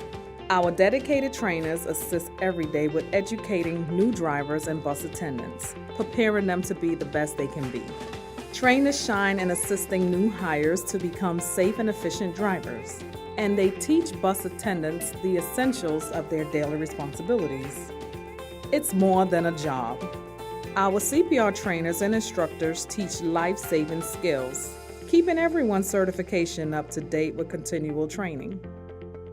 Trainers help with CDL licensing, making sure candidates know the ins and outs of a bus, preparing them to take and pass the commercial driver's license test. Putting our students' safety first is always our top priority. The transportation team thanks everyone for their hard work and the dedication that they give to make sure the job is done. The training department would not be where we are today if it wasn't for the devotion of our trainers. If you are a dedicated, responsible, respectful, patient person with a positive attitude and a desire to help others succeed, then you are exactly who we are looking for in a trainer. Please contact the training department if you are interested in making a positive difference in someone's life.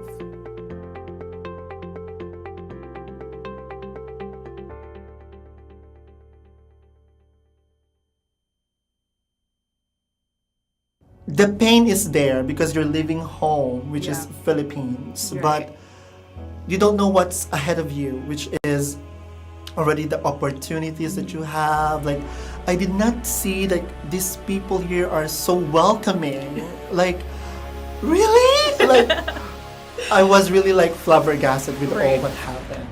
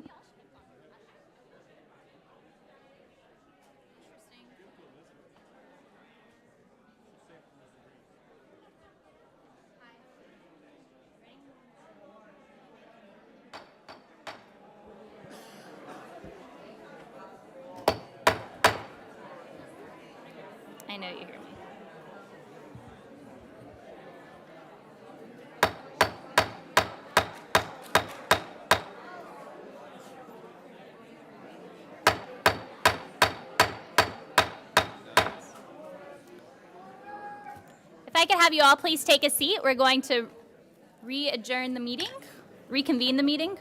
Sorry, we're not re-adjourning. Steal mine back? Yeah, like this out, anything, Chuck. We will now begin our public comments for items not included on this evening's agenda for a vote. Just as before, to register to speak, community members must have filled out a speaker card in the lobby prior to the meeting. All speakers will be given 3 minutes. The clock will give you a warning sound when you have 1 minute left and when you have 30 seconds left. Please note that although the board encourages community participation, no immediate action will be taken on items presented during this public comment portion of the meeting. If follow-up board action is required, then the matter may be placed on an agenda at a subsequent meeting in accordance with school board policy. Our first speaker will be Kathy Bucklew, and on deck will be Glenda White.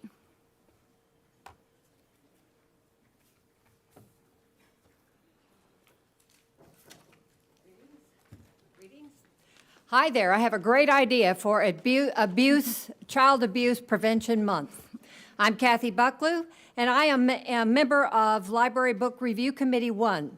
I unequivocally disagree with almost every committee recommendation. The reason? Child abuse. My evaluation remarks, I hope you read. They represent over 1,000 Polk residents, many of whom belong to CCDF USA. I'm sure there are more than just them. But we collectively want to ask a few hypothetical questions to the school board about child abuse and exposing children to obscene book content. 19 Minutes had some of the most graphic, erotic, and descriptive sex scenes that are totally indistinguishable from pornography, using language reserved for movies rated NC-17. Is that okay with you? Does that not cross the line? The Kite Runner has a graphic scene of forced sodomy on a minor. It is replete with the detestable cultural practice of enslaving young boys for sexual pleasure. I was physically sick reading this, and the book got worse. A member of my committee quit after reading this book and had to see a counselor. Doesn't this cross the line? You want our teenagers to read this? Imagine traumatizing a 15-year-old now. Is that child abuse? The Bluest Eye, which you'll have next on your list, has 2 pages of disgustingly details of a father's lust, sexual arousal, and ultimate rape of his own daughter. And a member of our committee said, it was beautifully written. Really? Really? Where is the line? Would you want your own daughter to read about a father that she's supposed to trust and love raping her? I don't think you can tell me where the line is because we've crossed it long ago. This is not a First Amendment issue, but a child protection issue. These are just a few of the examples where we cross Florida statutes. And we hold the school board responsible now.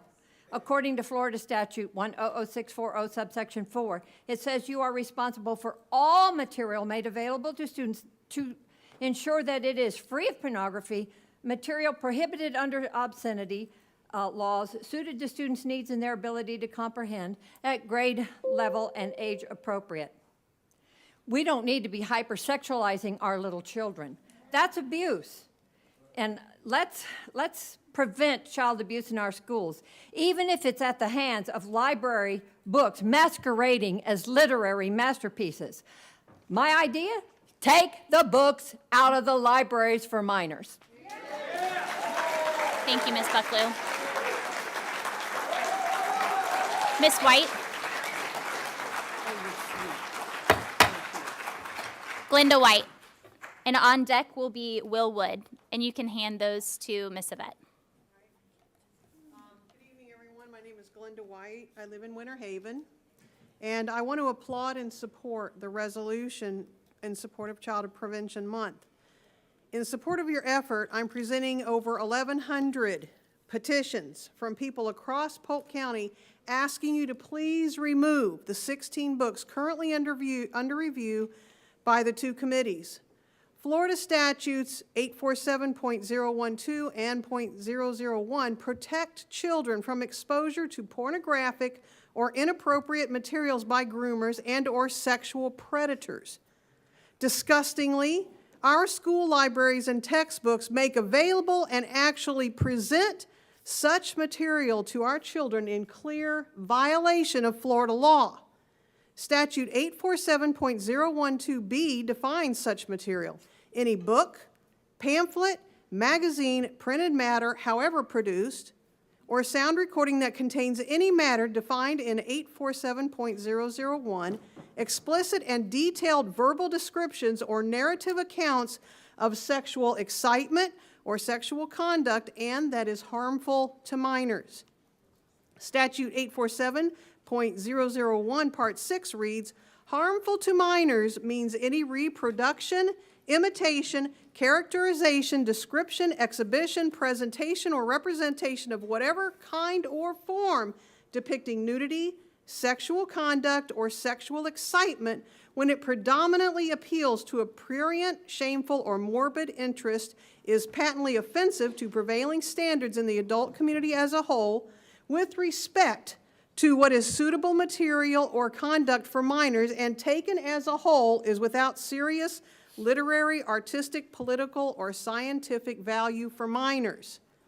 Statute 1006.34 Part 4 adds, this includes instructional material containing pornography or otherwise prohibited by 847.012 and may not be used or made available with any public school.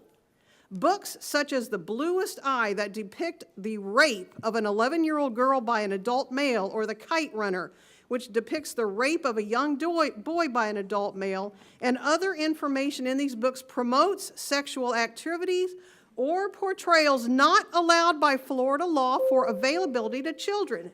These books are clearly abusive to children. Offering or making available the books on this list, according to the statutes I cited, are a third-degree felony and can be punished by up to 5 years and or a $5,000 fine per occurrence. Should this board elect to keep any of these books in the Polk Public School libraries, I will lodge a complaint with the Polk Sheriff's Office and the Polk State Attorney. Thank you. Will Wood? You are welcome to stand and applause at the end, but we're not doing this. Please hold your applause till the end of public comment. Will Wood, and then on deck will be Liz Suits.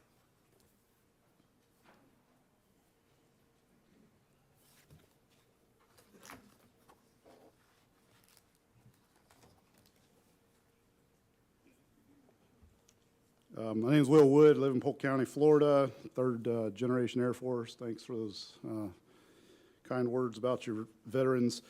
Quite frankly, I'm shocked that I had to do this report. This is one of our books that's on the shelves. I don't know.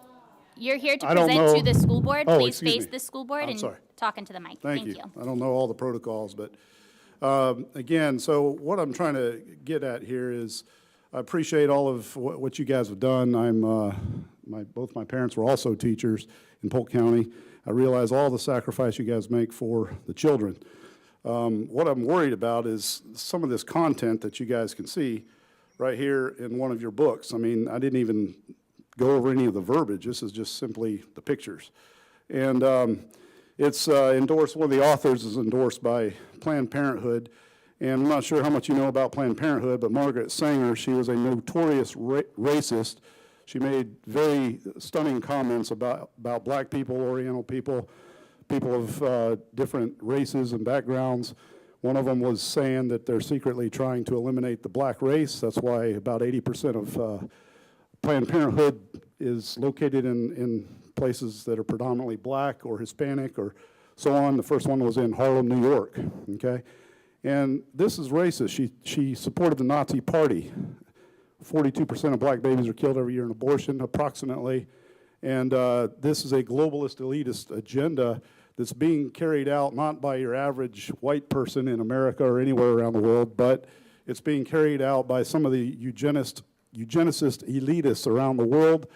These would include people like Bill and Melinda Gates, their foundation. In fact, Bill Gates' father ran Planned Parenthood for a while. People like Ted Turner, who was the founder of CNN, Warren Buffett, Prince Charles, Prince Philip, the Carnegie Foundation, the Rockefeller Foundation, the Rothschild Foundation, Klaus Schwab of the World Economic Forum. He's making big news lately. His little understudy, Yuval Noah Harari, who wants to get under our skin. He wants to turn us into transhumanists. He says God, Jesus Christ being raised from the dead is fake news, and that we will become gods. Don't worry about the God in the clouds. He said, worry about the iCloud. And these are just some of their crazy beliefs that they believe. Unfortunately, they run much of the world. And I don't believe in child abuse. I'm trying to save my children from these nutcases that are running the world right now. They've deviated from a proper worldview. The Bible says, by one blood God created all the nations of the earth. Therefore, we all have value in God's sight. So let's stand up as Polk County. I believe none of our values align with these nonsensical people that are running our world and have puppets like Joe Biden and many of the other world leaders. Thank you. Thank you, Mr. Wood. Liz Suits, and on deck is Patricia Inglis. If you could just say your name for the record, please. It's Liz Suits. Hi, I'm a resident of Polk County. Sorry. I'm a resident of Polk County and a mom of many school-age children. I really love that you're advocating Child Abuse Prevention Month, and as many people here have said, that there are some harmful material in our schools, and I'm concerned about it. There is a progressively dark trend for literature aimed at our children that is increasingly explicit, profane, and sexual. Many of the books that contain themes far too heavy for children to bear are sitting on the shelves of our school libraries. I'm here today to plead with you to put the children's best interest back to the front and center and not the interest of lewd authors with goals of grooming our children into shameful acts. You are not sitting there to protect authors or even yourselves. I have deep concerns for my kids' futures. The cause of the fall of Rome, sexual immorality. It also led to the downfall of Greece, Egypt, and Babylon, and it might be the downfall of our country if we are not vigilant to protect our children. They call them the formative years for a reason. My desire is for those in our school systems to exercise better taste when selecting literature. It seems there's been a flight from beauty, as the philosopher Scruton says, and a desire to spoil it. I was going to read an example from this book, but there's children in the room, and I can't bring myself to do that, so it's about bestiality, and anyway. Good taste matters, especially in books meant for kids. Norms are created through these books. Detailing these horrific acts often normalizes them to kids. And teenagers are all about finding those norms and adhering to them. Choose books that have stood the test of time and transcended generations because they hold both wisdom and beauty. It is also important to note the statutes, that it's a felony of the third degree, like someone else said. It's not only immoral, it's illegal. Think about the passages in this book. If you've read Beloved, just read those passages and apply the statutes to what is depicted in this book. Does it violate those statutes? I would say yes. A children's book reviewer, Gurdon, says this about these dark types of literature, is that they lack this transforming and uplifting quality. They take difficult subjects and wallow in them in a gluttonous way.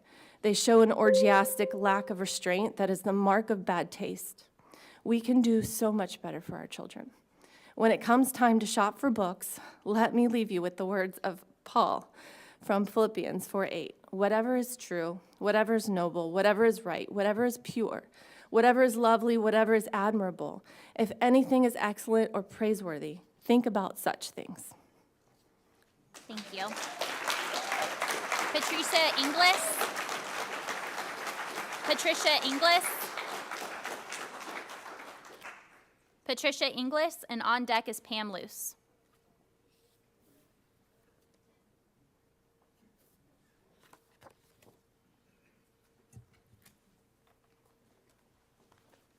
Hi, my name is Patricia Inglis. I'm a Polk County resident.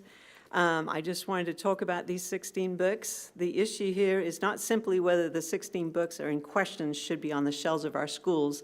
Overall, the issue is at hand is who has the final authority on decisions about our minor children's education? Is it the parents or the educational establishment? The former Virginia Governor, Terry McAuliffe, he said the quiet part out loud when he said, "I don't think parents should be telling schools what they should teach." And now I feel like our current committees that have looked at these books are telling us, we don't think parents should be telling the schools what books should be in the libraries. However, all of Florida's state statutes regarding obscenity are based on the 1973 Supreme Court ruling, which clearly establishes, quote, community standards, quote, are the yardstick by which obscenity is to be measured.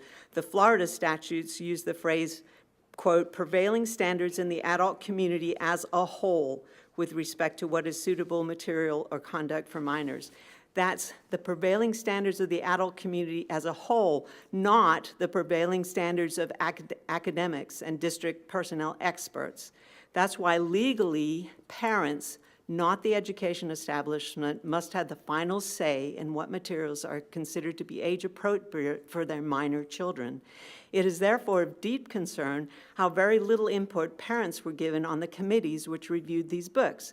The committees were composed overwhelmingly of district personnel, and those parents and community members on the committees that found they were treated rudely and their opinions were glibly dismissed when they objected to content in the books.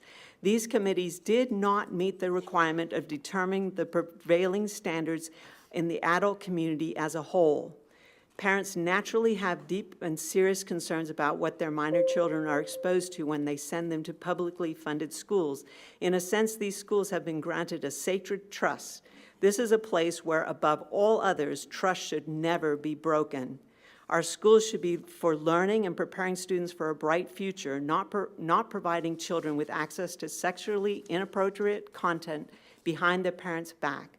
I'm sure you're all aware that if these books go to the shelves, this will go to the courts. And according to Florida's statute, each district school board is responsible for the content of all materials used in the classroom or otherwise made available to students. Be very aware that the responsibility for this pornographic content being made available to minors will rest squarely upon you. Thank you. Thank you, ma'am. Pam Luce. And on deck will be Emmett Eugene Purvis.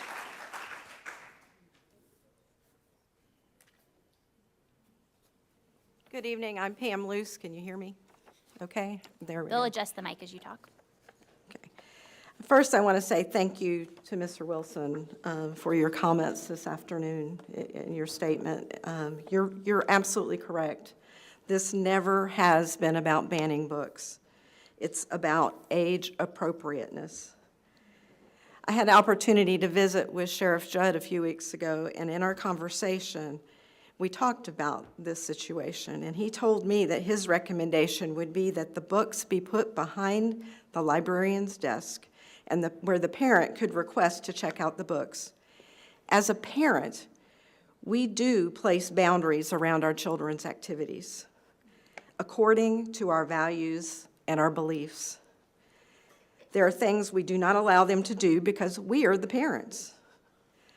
I was once the youth director at a church in Las Vegas, and I used to tell my young people to be very cautious about what you watch, read, or listen to. Your brain is a recorder. Once you have seen or heard something, it is forever. You cannot unsee or unhear it. Ask doctors. Children are going through puberty much younger than in the past. Why? I've read some research documents which speak to early exposure to sexual material turning on a part of the brain that would normally turn on at the time of natural puberty. I've attended or listened to the book reviews, and one of the comments I heard over and over again is that most of these books have been checked out a few times or not at all. The point is that they can be checked out. and they can be taken to a table and read by a child without ever even being checked out. What you see or hear is forever. Well, let me tell you a different story. My granddaughter recently picked up a book in her classroom that had a picture in it of a naked grandmother. I looked up the book, and it was rated as being for middle schoolers, but it was in a second grade classroom. We have to be the guardians of our children's hearts and minds as much as possible. Board members, today, I heard Mr. Bridges say that this is not something that you will necessarily vote on, that at least 3 of you need to ask for this to be an agenda item for you to vote on. You're the elected members of the community, and the community deserves to know where you stand. So please take that on. And I want to tell you, I am so thankful for the foster children and abused children recognition tonight. I was one of each. I can't unsee or unhear or unexperience the things I did as a child, and we need to protect our children. Thank you, Ms. Luce. Emmett Purvis. Emmett Purvis, and on deck is Linda Kitch.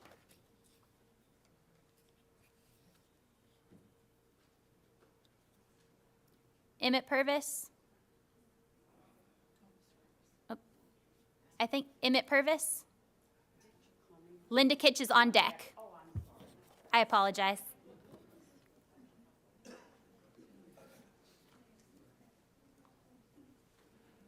Emmett Purvis, 655 East Stewart Street in Bartow. What I have to say tonight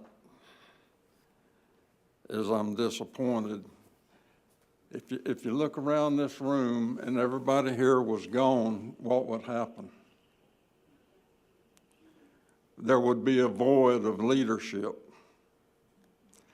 Mr. Superintendent, keep our kids out of the gutter. Linda Kitch. And then on deck will be Richard Miller.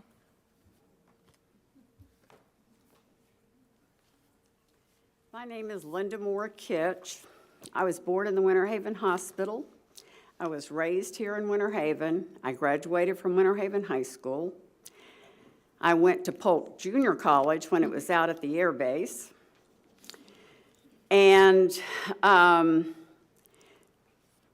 have returned, I grew up and I became very interested in insurance and contract law. I advanced my life a lot because of my parents, because of my community, because of my schools, my teachers, and the people that cared and loved about me, or loved me. I'm sorry, I have a respiratory infection. My mouth's really dry too. So, but I have been sitting in school board meetings for a year. And I'm ashamed of my community, and I'm ashamed of what I hear. My uncle was assistant superintendent of schools. They've been principals, teachers. My husband worked with emotionally disturbed children. I was a State Farm agent in California. I have one son that's a teacher, 2 daughters-in-laws that are teachers. The things that I hear from teachers about schools and children is absolutely disgusting. We need to be able to work in an area where we love, cherish, and admire children. We need to teach them how to be the best they can be in every single thing that they do. The stuff that I heard tonight about the abused children, I have never heard anything better.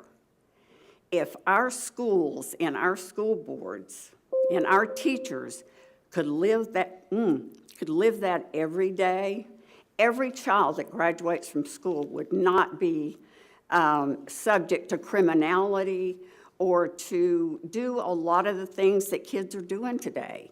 Children have an innate ability to learn if they have the right guidance and they have the right people to mentor them and to help them to be the best that they can do every single day of their lives.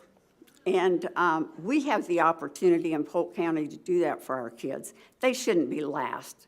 We shouldn't have teachers that don't want to work, or we shouldn't have substitute teachers that won't go into schools, or I shouldn't see ladies in Publix that have quit teaching school because of the system in Winter Haven and the abuse that they get in the school system and by the children, by the high schoolers. So it's doable. And all of this stuff tonight shows what it can be, but we've got to live it. Thank you. Every single day. Thank you, Ms. Kitch. Richard Miller, and then on deck will be Vicki Roy. Hey there, y'all. I'm Richard Miller from Babson Park. Probably some of you don't know where that is, but it's between Frostproof and Lake Wales. So I want to thank you all for what you do. This is not an easy job. I've never been a board member before, but it's certainly not easy. And I want to thank you all for what you do to make our kids have a great time in school while they learn so they can do well when they graduate from school. Thank you for all of that. I'm sure everybody here in this room and online watching will agree that our state obscenity laws are for a reason. And that reason is to not harm our children. The children's obscenity law is so that our children are not harmed, and we want that to be recognized by all people, in this room especially. There's harmful words, harmful pictures, harmful stories in these books that we're talking about. And we've only picked out 16 of the books that the Florida Alliance has picked out 70 of those books. There's 70 books that are recommended to be removed from the library, and we're only talking about 16. So we can surely be a good school board and take these out. Now, I have an example for you for why we should take these out. I'm sure everybody remembers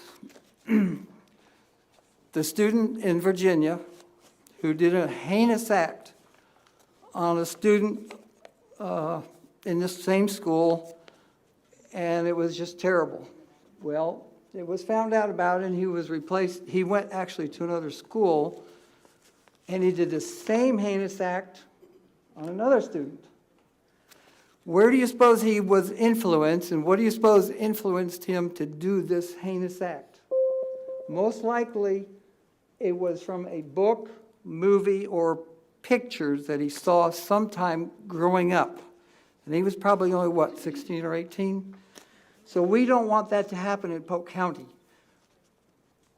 If we put these books in our school, everybody here will be a party to that heinous act if we have one of our students do that, because he read or she read one of those terrible books that we're talking about putting back on our shelves. I recommend that we all get together and, like somebody said, let's vote. Show everybody where we stand, who wants these books in the library and who doesn't. I think that's a great idea to vote for that. That way, elections are coming up pretty soon, and we'll know who stands for the parents and children and who does not. Thank you, everybody. Keep that in mind. We don't want anybody. Thank you, Mr. Miller. Vicki Roy. And on deck will be James Taggett.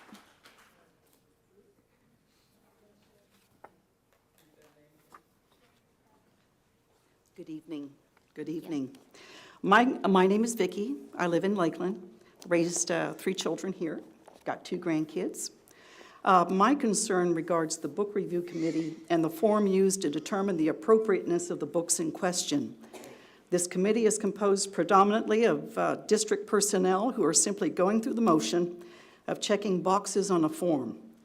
The rubric or the form itself has been significantly altered from its original form as well. I won't go over the first 5 questions, but question number 6 is quite interesting. The original rubric stated our questions or questionable elements of this work an integral part of a worthwhile theme, message, or attempt to develop a character. It has been altered on the current form to read, are questionable elements of this work an important part of the overall development of the story or text, yes or no? Circle. Question number 7 from the original form has been eliminated totally from the present form.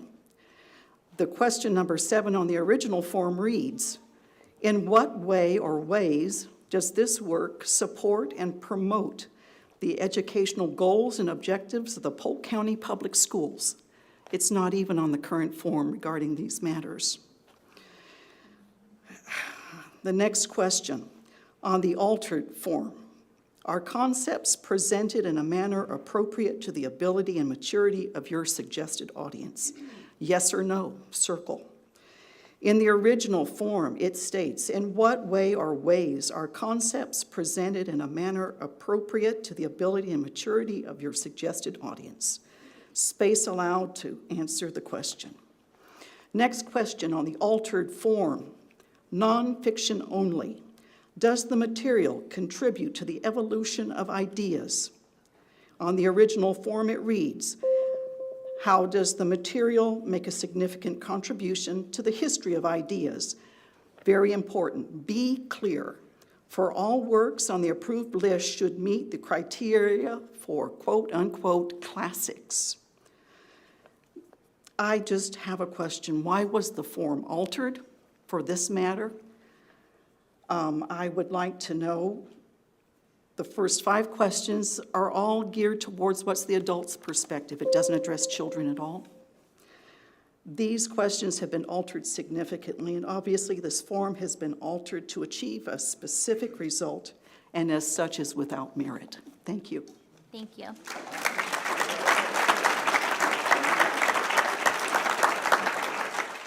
James Taggett, and on deck will be Jane Monahan.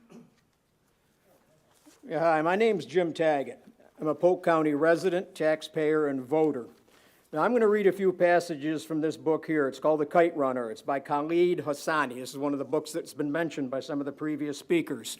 And I'm also going to give fair warning to any of y'all out there with children. Now would be the time you might want to take your children out into the other room. You have had fair warning. This is graphic. I'm going to read his words exactly as written. Okay? And this is, anyway. Let's see, let's start. Camille and Wali each grabbed an arm, twisted and bent at the elbow, so Hassan's hands were pressed to his back. Asif stood standing over them, the heel of his snow boots crushing the back of Hassan's neck. Your father won't find out, Asif said. There's nothing sinful about teaching a lesson to a disrespectful donkey. I don't know, Wali muttered. Suit yourself, Asif said. He turned to Camille. What about you? It's just a Hazara. Now, a side note, okay? Hazaras are an ethnic minority in Afghanistan. Okay, they speak Persian, okay, not Pashto. They're looked down upon. They're like a subclass, okay? Sounds like racism, okay? Anyway, fine. All I want is your weaklings to hold him down. Can you manage that? Wali and Camille nodded. They looked relieved. Asif knelt behind Hussein, put his hands on Hussein's hips, and lifted his bare buttocks. He kept one hand on Hussein's neck and undid his own belt buckle with his free hand. He unzipped his jeans. He dropped his underwear. He positioned himself behind Hussein. Hussein did not struggle. He didn't even whimper. He moved his head slightly and caught a glimpse of his face. And I caught a glimpse of his face. I saw the resignation in it. It was a look I had seen before. It was a look of a lamb. Now, there's other passages in here. There's others describing homosexual rape. There's one part later on that talks about selling young children, boys and girls. They're selling or renting them into the sex slave business. Okay, you're talking about healthy child development. What's that doing in the school library? There's 15 other books like it. Okay, other people here have mentioned the legal penalties. It's a 5-year felony, distributing that to a minor under the age of 18. 5 years per count. That's 5 years per book, 16 books. Now let's go to another, okay. Now let's go, where, I lost it here. Okay, in the book of Matthew 18, verse 6, Jesus is talking about the small children. And he says, "But whoever causes one of these little ones who believe in me to sin, it would be better for him that if a millstone were hung around his neck and he were drowned in the depth of the sea." I urge you all to vote wisely on these books. Do some prayer beforehand. Thank you.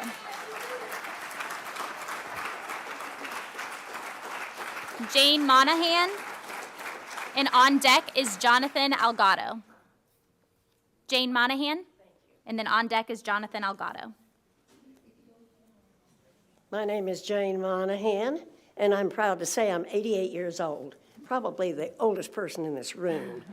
So I want to elaborate a little bit on my background. I'm a mother, I'm a grandmother, I am a great-grandmother, and I am a great-great-grandmother. I am proud of it, and this is trash. I haven't seen it all. I don't want to see it all. But what I've heard, I certainly would not want my descendants to be confronted with that. I've heard some stories. I want to tell you a story. This takes me back to my younger years, which goes back a few hundred years. But I had a sister-in-law. She and I were the same age by 2 months. And she had been in the doctor's office, and her son was 5 years old. So he sees this book. Well, I know we're not talking about schools now, but she sees this book out on the counter about talking about sex to a 5-year-old. So she went ahead and got it, certainly not my way of thinking, but she went ahead and got it, she read the book, and she presented it to her 5-year-old. Some of it was pretty, yes, oh God, pretty, it was graphic to a degree. And I'll tell you what he did. He took his father Playboy magazine, as a 5-year-old, and cut out the boobs and put them on the wall above his bed. So that is, I'm telling you, you better watch out what's going to happen. I thank you for your time. Thank you. Jonathan Algado. And on deck will be Maureen Miller. Good evening, ladies and gentlemen of the board. Thank you for your time. In today's agenda meeting, it was stated that the real issue at hand concerning these books is the appropriateness by age of the book. In other words, at what age would certain material be appropriate? To be more specific, at what age do you think this content is appropriate? For a month, I had fantasized about Sage, her cute face, her muscular, athletic body. Now my mental image of her naked body filled me with horror. Big, hairy balls and an 8-inch cock. Flat, hairy chest and a hairy back.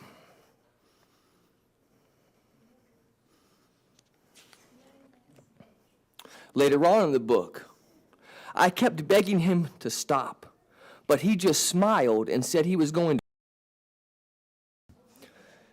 Doesn't feel very good, does it?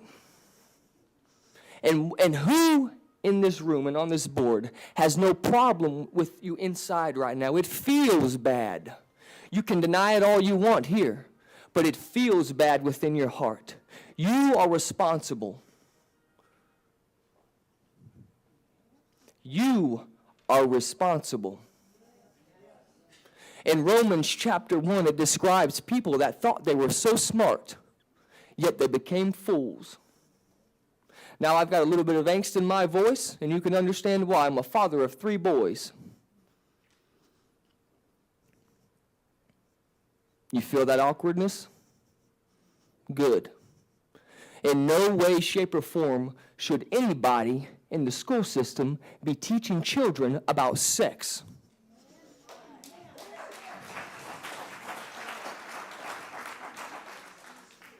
It doesn't matter what I think about it. It doesn't matter what you think about it. It doesn't matter what anybody out there in the crowd thinks about it. The only thing that matters is what God has said in His Word. And He says that if you twist a child and you make them trip into sin, you should tie a rope around your neck and jump into the sea. It would be better for you to do that. So I'm putting you on notice, and I speak in proxy of my children and every citizen represented here. Be warned, we are watching. We will not longer stand by and let this craziness happen. This is bizarro world. Where are we? In our search for knowledge, where has our wisdom gone? Where is it?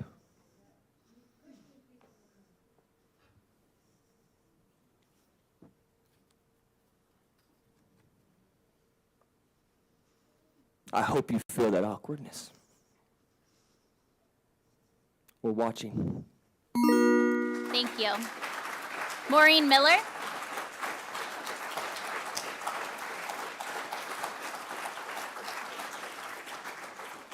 And on deck will be Mildred Pagan. My 88-year-old friend puts me to shame. My name is Maureen Miller, and I also would like to address the book section under consideration and the emotional abuse that those materials actually did inflict on a friend of ours.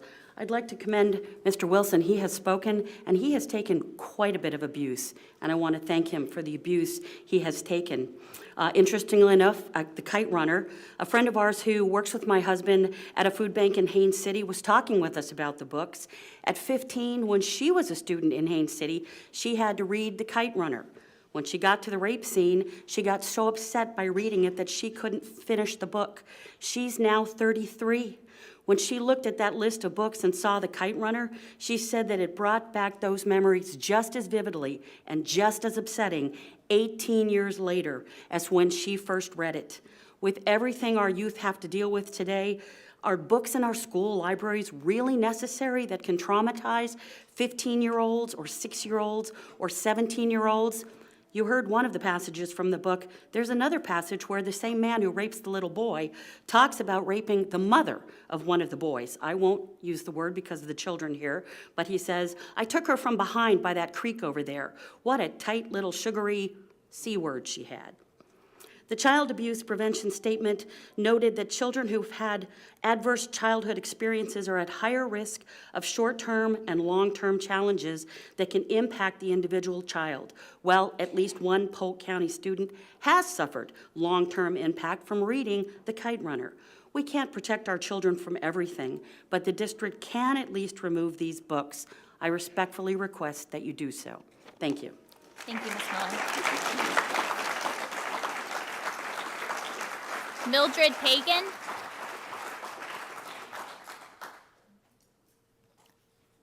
And then on deck will be Jonathan Freet.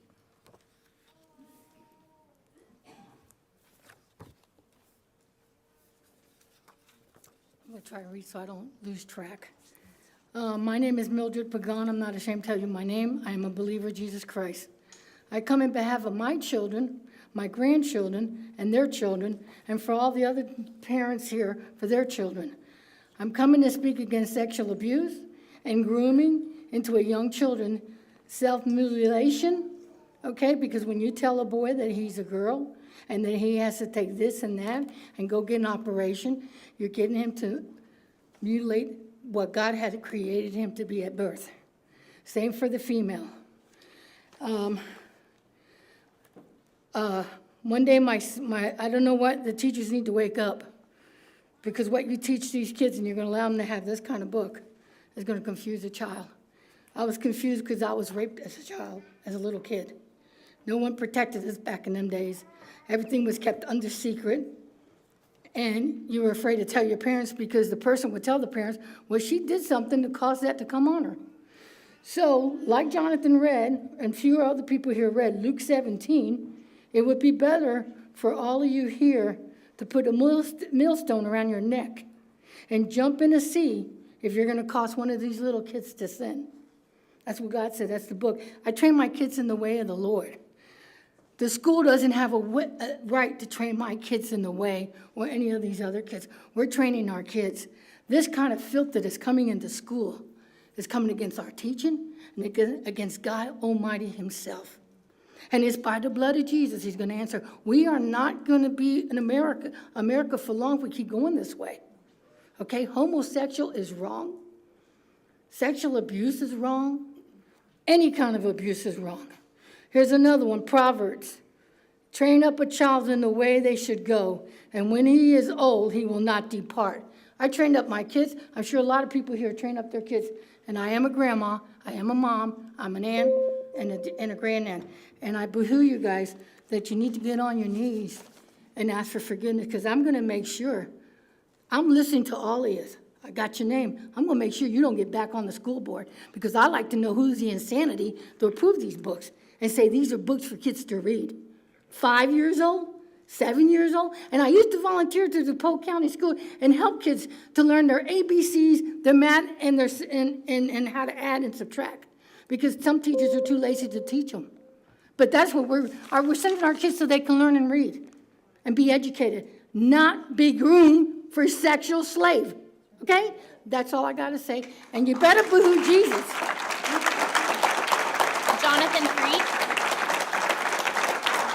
Jonathan Free, and on deck is Howard Wemple.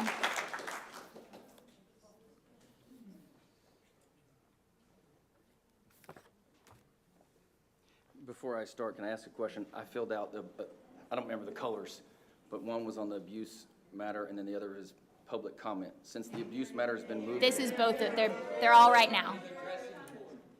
All right So I now. will only get to speak one time? Yes, that is correct. Okay, I don't consider that right. You changed the thing in the middle. Well, thank you for hearing me. Now, I do have something to say concerning the matter of abuse. I'll talk fast. Maybe I can get them both in. Abuse is abuse, no matter what the age, and it's particularly offensive when the abuse is towards a minor, towards a child. Several people quoted Matthew 18 about the millstone thing. You got it?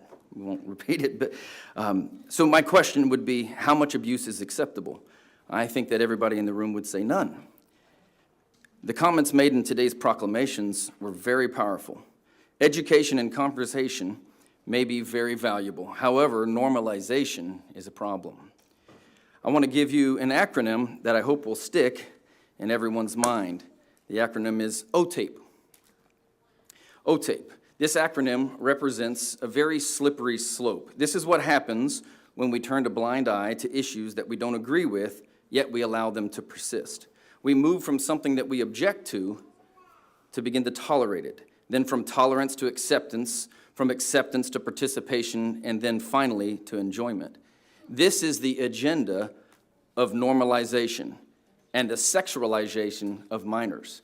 I hear it said from time to time, we shouldn't over-sexualize our children. That is an incorrect statement. We should not sexualize our children. I consider that to be abuse, and hopefully none of us would accept any abuse of a minor, whether it be physical, sexual, mental, or emotional. It seems to be considered that in the current book issues in our county, that vulgar, perverse, violent, and sexual content of the books in question is acceptable because what might be considered by some to be, quote, literary merit. Do you know the composition of good old-fashioned rat killer? 98% good old-fashioned wholesome oats, and just 2% strychnine. Even just a little bit of poison mixed in with the good stuff is deadly.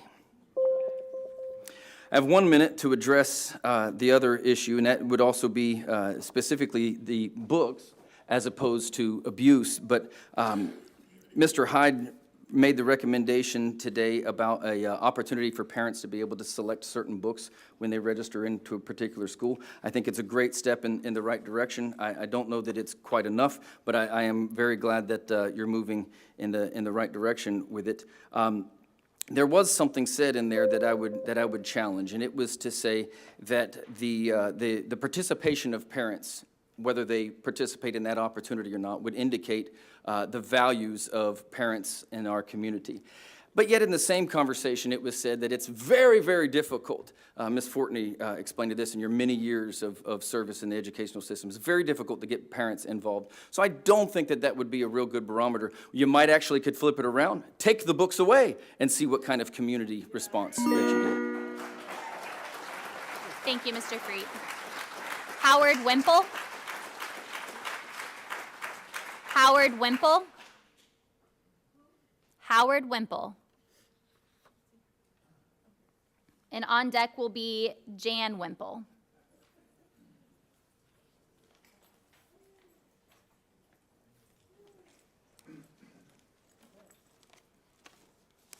Good afternoon. My comments are to the board and the superintendent, but I know from past and present actions and your attitudes I see that you refuse to listen to reason and you'll do as you please.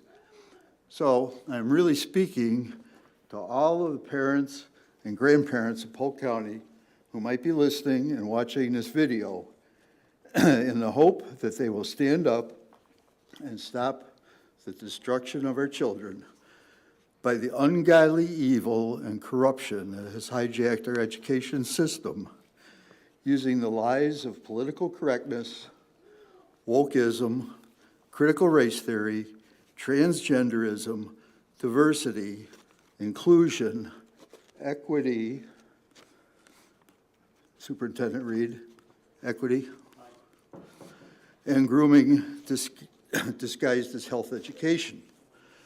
America was founded as a Judeo-Christian nation, created under a covenant with God to follow His laws and teachings, to honor and obey His truth, righteousness, and morality, doing what is right in God's eyes, not ours.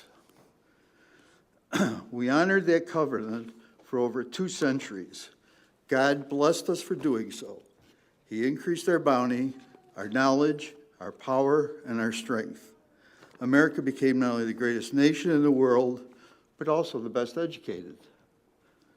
Unfortunately, we have allowed our education system to be taken over by ungodly, prideful people who thought they knew better than God in how our children should be taught. We allowed that to happen as we were too busy to supervise or pay attention to these people with misinformed and unrighteous concepts. For over 2 generations now, we have given them unfettered control over the education of our children with disastrous results. We now have damaged, deviant products of that education system indoctrinating our children every day with their damaged, deviant value systems in defiance of all God's covenants and commandments. I now ask all parents and grandparents of children in Polk County to rise up, get involved, and vote out every one of these school board members who have sanctioned this descent into indecency. For the love of your children, for the love of your God, and for the love of your country, we must vote out all these people. Thank you. Thank you, Mr. Wemple. Material, deviant teachings, and restore godly people teaching that which is right in God's eyes. Thank you. Please don't Thank let you. us down. Jan Wemple, and on deck is Sue Sisk.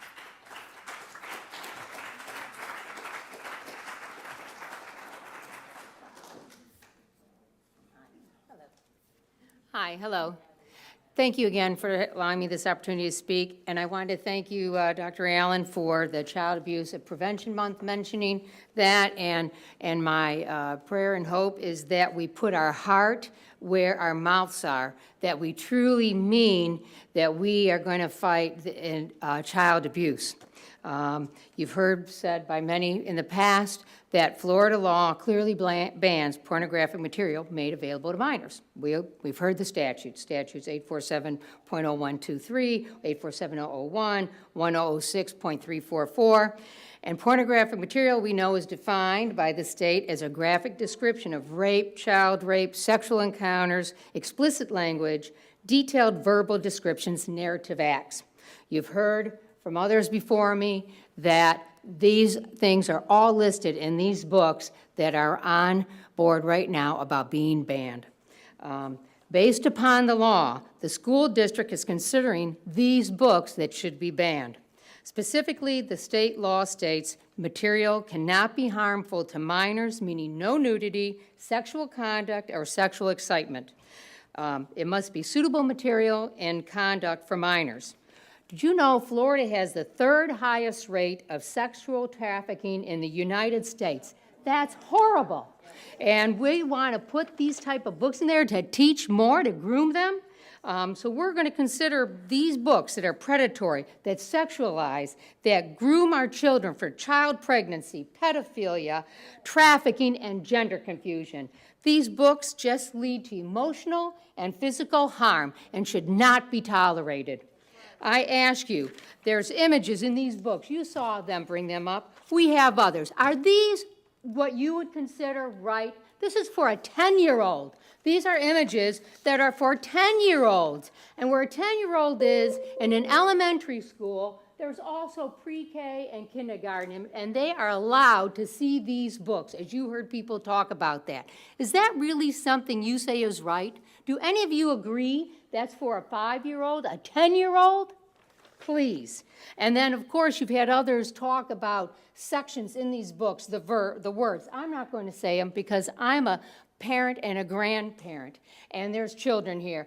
But they have sections in these books that are specifically about pedophilia, sex, how to attract young children, adults attracting young children. How could you put up with that?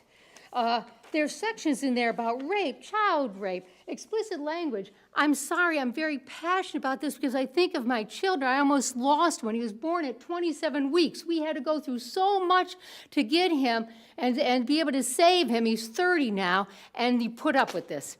Please, for the sake of our children, ban these books from our schools. Thank you, Ms. Wemple.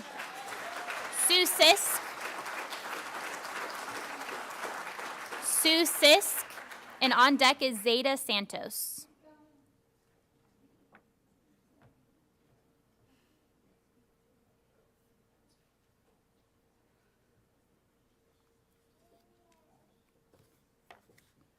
Here. Sue Sisk?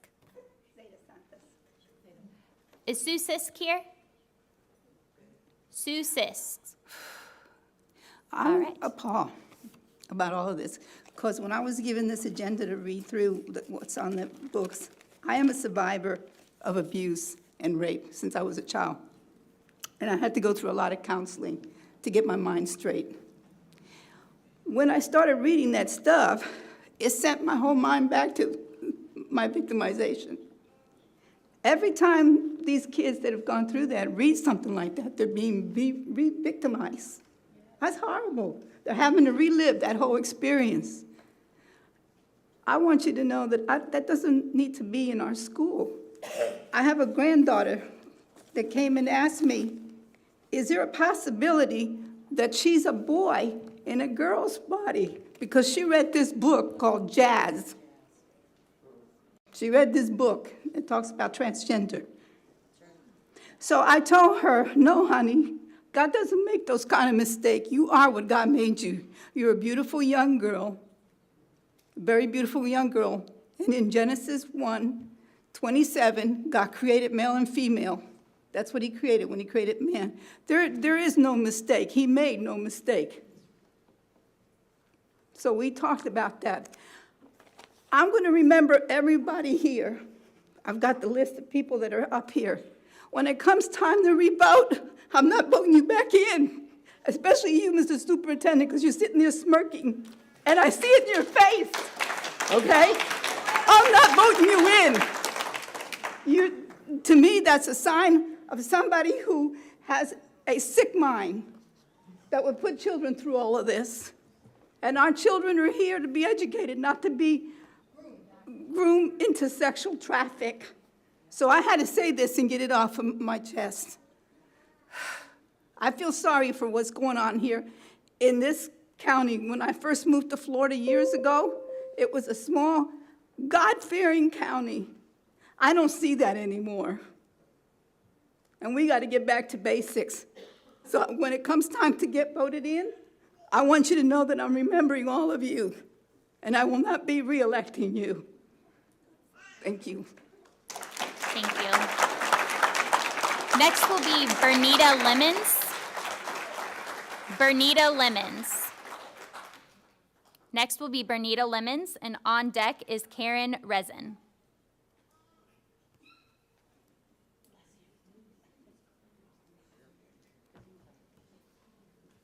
Bernita Lemons? Yes.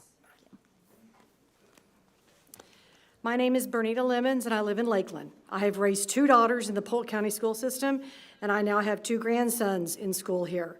I am here to advocate for them and all of the children. Over the past 2 years, me and many other parents and grandparents have had our eyes opened to what is happening in our public schools across the country. We have all witnessed the outrage regarding the masking of our kids and other issues, including the subject tonight.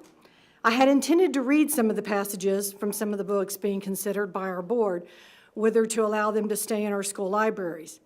I have attended several of the review panel meetings and have actually been very disappointed in what I've heard being discussed.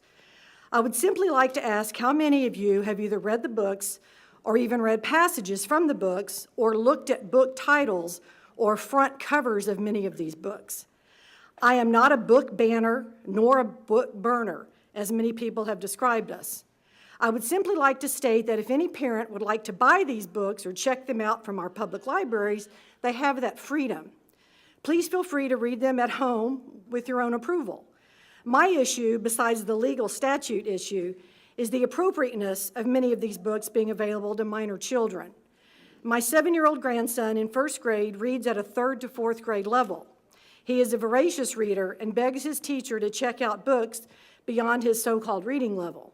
I think it is a wonderful thing to read. I would absolutely be crushed if he came upon any of these 16 books on this list, opened them up, and started reading them. I know for a fact his parents would be appalled. There are certain subjects that should be discussed with only a parent. We all have different values and ways that we want to teach our kids and grandkids. These books should not be in our school libraries where the parents are unaware of what their child is reading. Do we not have thousands of other educational, interesting, fun, happy, exciting books that they can read? Why such heavy topics? Why such mature topics? Why such topics that clearly do not align with many parents' values and spiritual beliefs? When our young children ask us where babies come from, do we go into explicit detail? When a child asks about war, abortion, slavery, fallen political leaders, do we not tell them what and how we want them to know and understand? Like my mom always told me, garbage in, garbage out. Why do we need to expose them to these things? Why can't we protect them until they're older and more mature to process these topics? I'm here to ask you to please remove these books entirely from our public libraries. Please, thank you in advance for doing the right thing. Thank you, ma'am. Karen Resin? Karen Resin? Last call, Karen Resin. All right, next will be Bill Young. And on deck will be Deb. And I don't have a last name, just Deb from Lakeland. Bill Young? Thank you. Good evening. My name is Bill Young, and I'm a resident of Polk County in Lake Wales, Florida. I would like to begin by challenging us all through a quote by a man whom I have great respect for. Dr. Martin Luther King Jr. said, quote, "We must remember that intelligence is not enough. Intelligence plus character, that is the goal of true education," end quote. So the real question regarding this book concern is, are we going to put age-appropriate materials in front of the children and show both education and character? Or will we be immature and display behavior I really can't stand, virtue signaling, which says, I care and you don't, and do what the loud, misleading crowd wants? I, for one, am not perfect. However, why should that stop us from showing true character and striving to do the responsible thing? Make no mistake, parents are watching. One man's opinion. And in conclusion, I'd like to say, my mother was born to a doctor and a nurse that weren't married in 1921 in New York City, and when she was a month old, she was put in an orphanage and spent the first 5 years of her life there until she was adopted. I had 4 children, 2 boys, 2 girls that I helped raise. My oldest son was killed in the Marine Corps when he was 19 years old. Praise the Lord, he was a Christian. My 2 daughters I have basically no ability to talk with because they still retain their residence where I grew up in liberal, socialist, Democrat, communist New York State. Every time I try and have a serious conversation with them about what my grandchildren are going to be exposed to there, I get talking points from CNN and MSNBC. I'd like to say my children live here, and that's why I'm concerned, and that's why I'm addressing the board.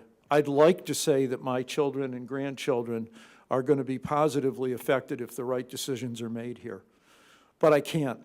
But I can say what I stand for, what I believe in, and I believe that the folks that spoke earlier that mentioned that Jesus Christ is watching, he's watching, and God will not be mocked. I urge you to do the right thing. Remove these books in question. We are, again, not book burners. We're not fools. We're not idiots. But we do have discernment. And I think we need to teach our children well the things that will bring them up in the things that are going to give them an enriching life and not a life of crime, sadness, sorrow, and destruction. Thank you for your time. Good night. Thank you. Deb from Lakeland. And on deck will be Robert Goodman.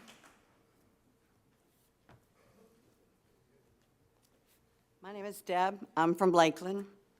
I was educated in Polk County schools. My children were educated in Polk County schools. My grandchildren are in Polk County schools, and my mother was an educator in Polk County. I'm not here to talk about transgender, queer, non-binary, heterosexual, transsexual, pansexual, or any other newly defined sexual identity. I came here to read from one of the books that have been submitted for review, titled 19 Minutes, and give you my thoughts. I want to also remind you that the children depicted in this book, as well as the children in our schools who are allowed to read this book, are minors. I begin. Matt had already peeled off her clothes. Now he was leaning over her like a tidal wave, pulling down his boxers. He sprang free from his boxers and settled between Josie's legs. "Hey," she said as he tried to push into her, "aren't you forgetting something?" "Oh, Josie, just once. I don't want there to be anything between us." So now we're not only promoting illicit sex on minors, but we're promoting unprotected sex on minors. So the next verse, or next set paragraph, Josie wanted to ask Matt whether it had hurt the first time he had done it too. She wondered if it always would hurt. Maybe pain was the price everyone paid for love. She turned her face into Matt's shoulder and tried to understand why, even with him still inside of her, she felt empty. If your mental image of this confused, empty, hurting, and vulnerable young teenage girl does not make your heart hurt for you, you have a black heart. You were selected to protect our children, so let's stop playing the part of a naive teenager and recognize this material is being pushed on our children so as to encourage sexual indoctrination and immorality well before they are old enough or mature enough to cope with the consequences of their actions. For this board to deny that truth does not make it any less the truth. It is irrelevant to me whether the material in these books promote heterosexuality, homosexuality, or transsexuality. They are ostensibly pornographic in nature and should never have a place in our media centers. I have to believe there are plenty of good quality books available that our children could learn from and enjoy reading that don't promote illicit sex. In conclusion, I don't care what sexual preference you have or what pronoun you identify with, yesterday, today, or tomorrow. This filth has no place in our schools, and promoting such filth by this board should be grounds for a number of you to lose the next school board election. I challenge the parents, vote in August, vote in November. Thank you. Robert Goodman. Robert Goodman, and on deck is Brittany DeVore.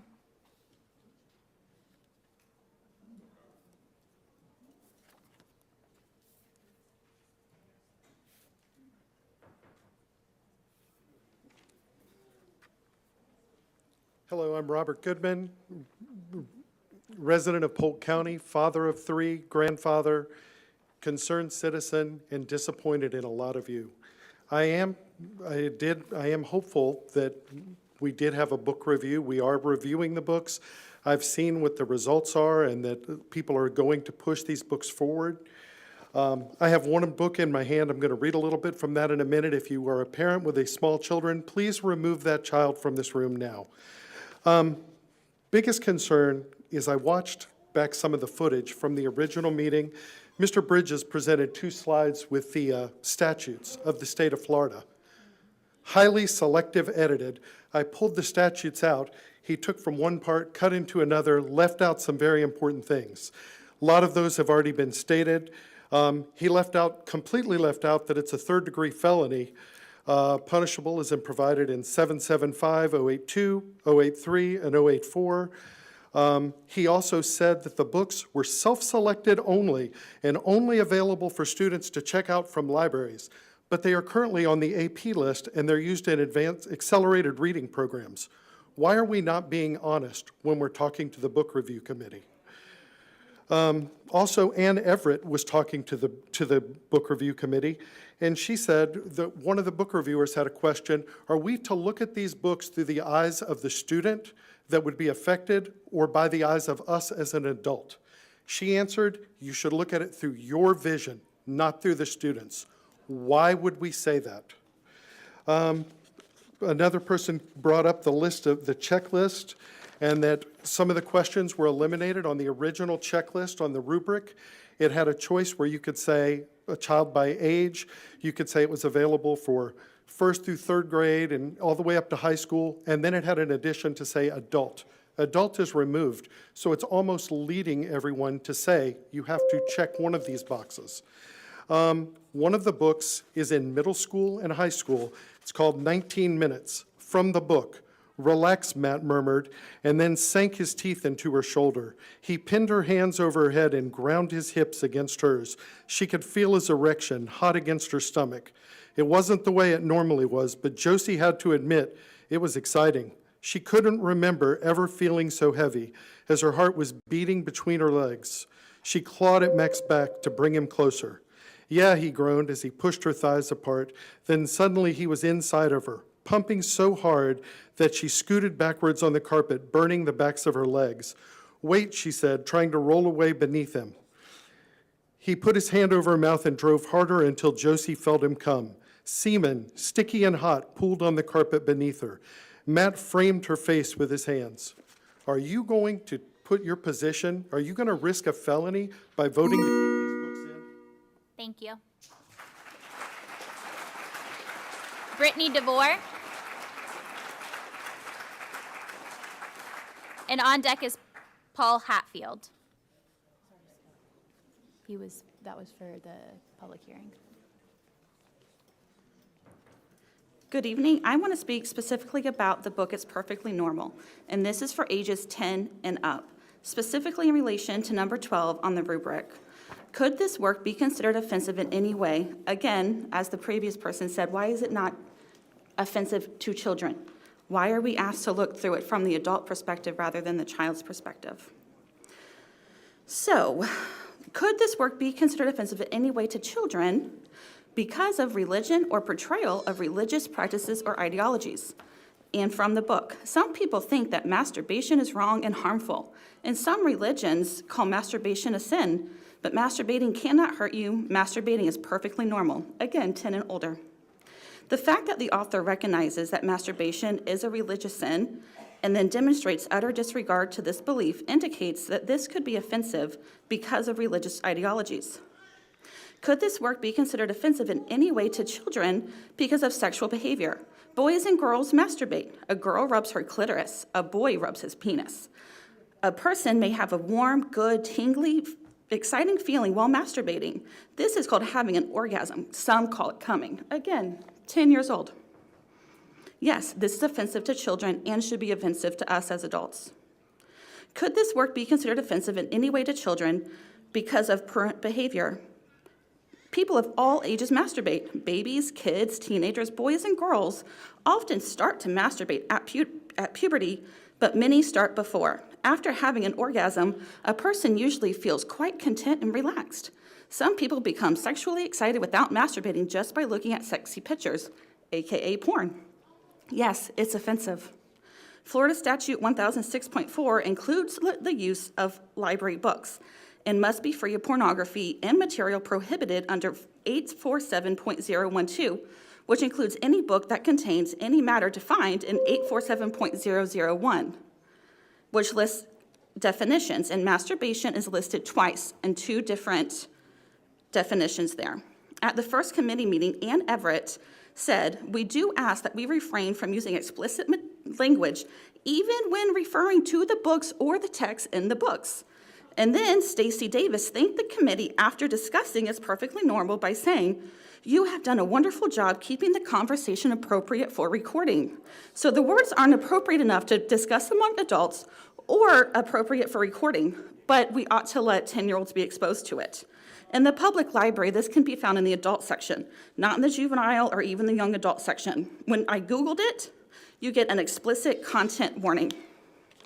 I believe the data collected in the review committee appears to be unreliable and invalid. It appears the selection for the committee was not intended to get a true sampling of the public, but rather a collection that aligns with district's agenda. Thank you. Paul Hatfield.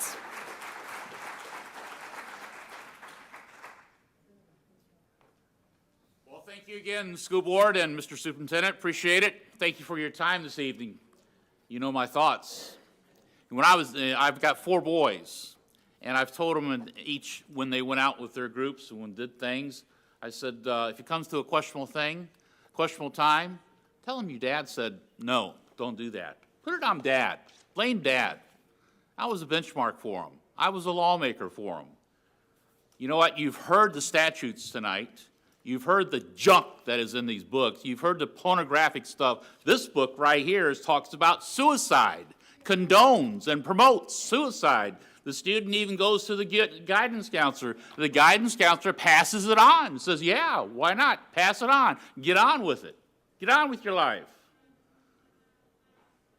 Do you have Penthouse in your houses? Would you allow your kids to let you see, looking at Playboy magazine? Would you allow your grandkids to let you see, your neighbors, your friends, let you see looking at Playboy magazine or Penthouse? Do you have those in your home? Why would you condone allowing these books to be put in front of elementary kids? Why? Why would you do that? Why would you dirty their minds with this junk? We're not talking about banning, we're talking about getting the pornography and the junk out of their hands. This is what we want. This is what we need. You know what that's called? Backbone. Backbone. Some of you coming up for election real soon, in August. You're going to need some backbone. And you know what the public wants to see right now? Is for you to have some backbone and to speak up and to take the power back away where it used to be. Bring the power back to the school board. Bring the power back and make decisions, proper decisions. What are you going to do? You going to have backbone? I know some of you have, some of your grassroots. I know some of you say you have faith. I don't see it. Not the faith that I know of. Not the faith that we know of. Not the faith our traditional conservative values knows of. Not the faith that our country was founded on. No. I don't see it. Where's the backbone? Are you going to have backbone?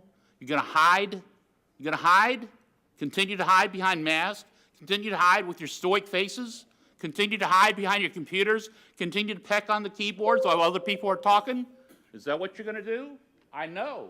I know. I can see stoic faces. You don't care. It's obvious because you're not acting. You can say all you want to say, but your actions speak louder than your words. And you know what? When election time comes, not just me, but my family, my community, my church, my friends, we will not vote for you. That's been said over and over. Take a hint. Thank you.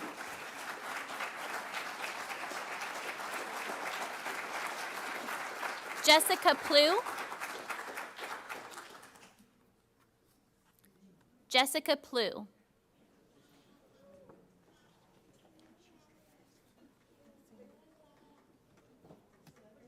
And on deck is Sarah Medina.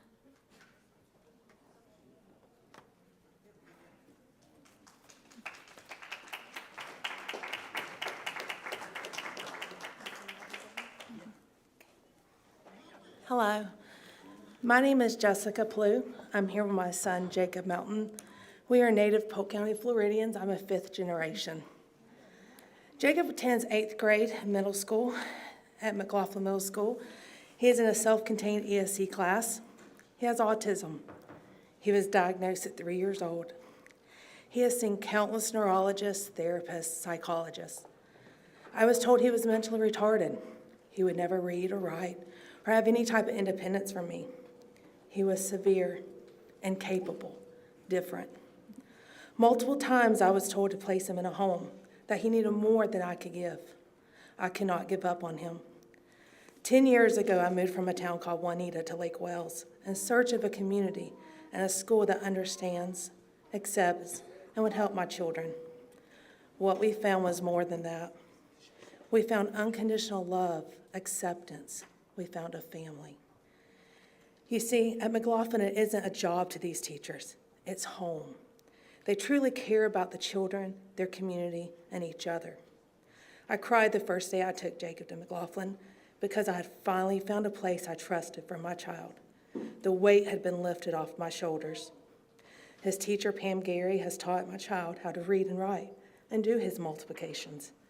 His class is the first ESC class to have a farm and raise animals. Jacob has been working on his independence.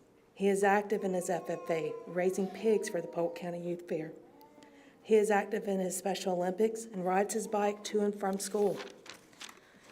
He competes next month in state Special Olympics representing Polk County. His principal, Dr. Hudson, makes sure that all her kids in this school are included, shown love, shown support. Every child has their own obstacle they are dealing with at home. They have people in their corner at McLaughlin, in their community, and understands, and they get them. If we don't make McLaughlin a high school, where will he go?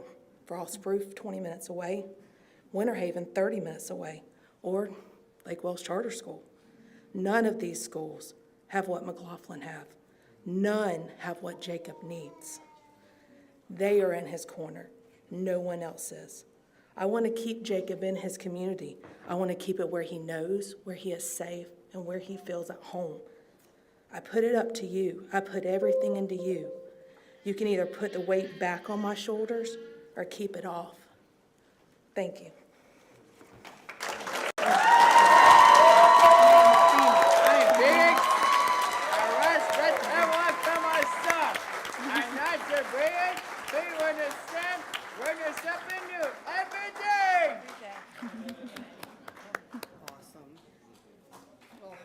Thank you both. Sarah Medina.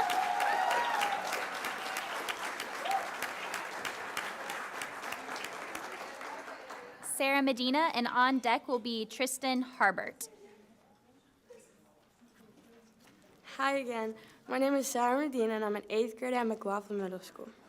McLaughlin is a school that is always doing its best to provide for its teachers and students. We can't hear you. They will adjust the mic as you speak. The amount of love and comfort that is spread within the school and beyond is like no other. Moving states and getting ready to go to a new school has been such a scary part of my journey in life, but McLaughlin has made it so much better.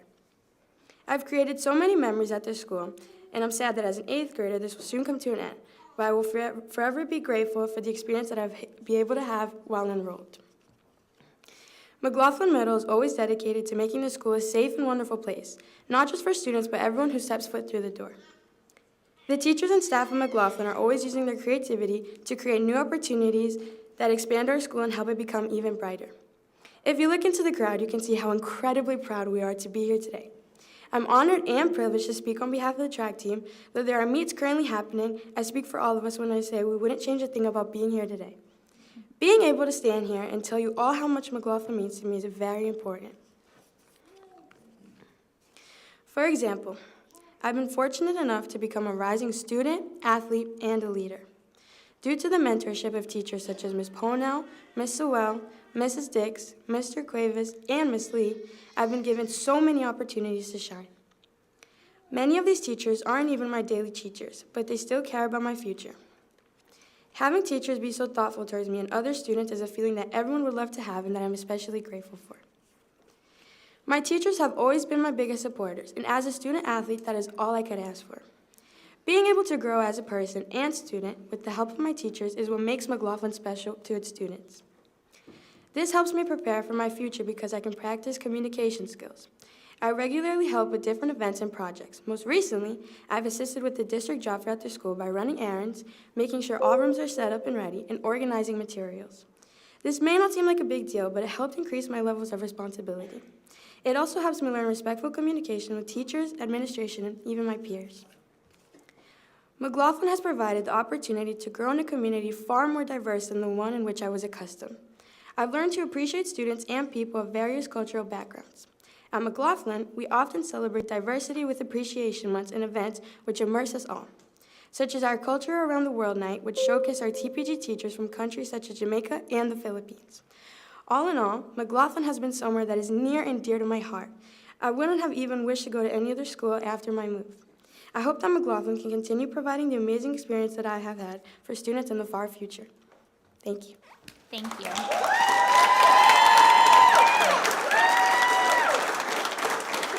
Tristan Harbert. And on deck is Mario Clarkson.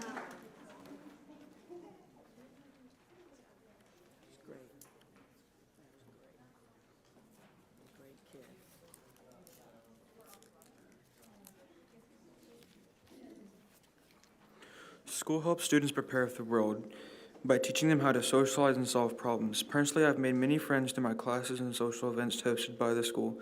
I'm Tristan Harbert, and I'm an 8th grader at McLaughlin.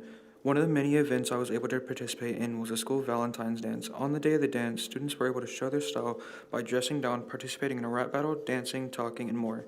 Another type of event that sets McLaughlin apart is our squad program. Everybody at McLaughlin, whether adult or student, gets placed in a squad. I'm on Elpida. We get to meet with our squad during homeroom daily. Throughout the year, the squads participate in challenges and competitions to strengthen school unity. 2 times a year, we have Squad Olympics. These are field days where squads go head-to-head in different activities such as musical chairs, kickball, tug-of-war, red light, green light, and more. While it sounds like the competitions would cause separation, the day is full of fun and interaction, and students still congratulate and cheer for each other at the end of the day. But there's more to McLaughlin than just events. One type of opportunity is our variety of sports teams, including volleyball, soccer, basketball, track and field, softball, and flag football. Students can compete as a team against other schools. The more games, the higher the increase in school pride and spirit from students on and off the team. Another opportunity is the arts program. It allows students to explore and discover their interests. We have chorus, band, orchestra, art, theater, ITV, which films our announcements, jazz band, rock band, guitar, dance, and more. They have showcases where they can share their talents with their families and other students, as well as occasional performances at games. Overall, I'm very glad that I had the opportunity to attend McLaughlin for my middle school experience, and I hope the kids in the future will be able to experience the incredible opportunities and experiences I've been able to have. I know where McLaughlin is concerned, there will always be academic and social excellence, and I'm excited for the opportunities I'll have in the future. Thank you.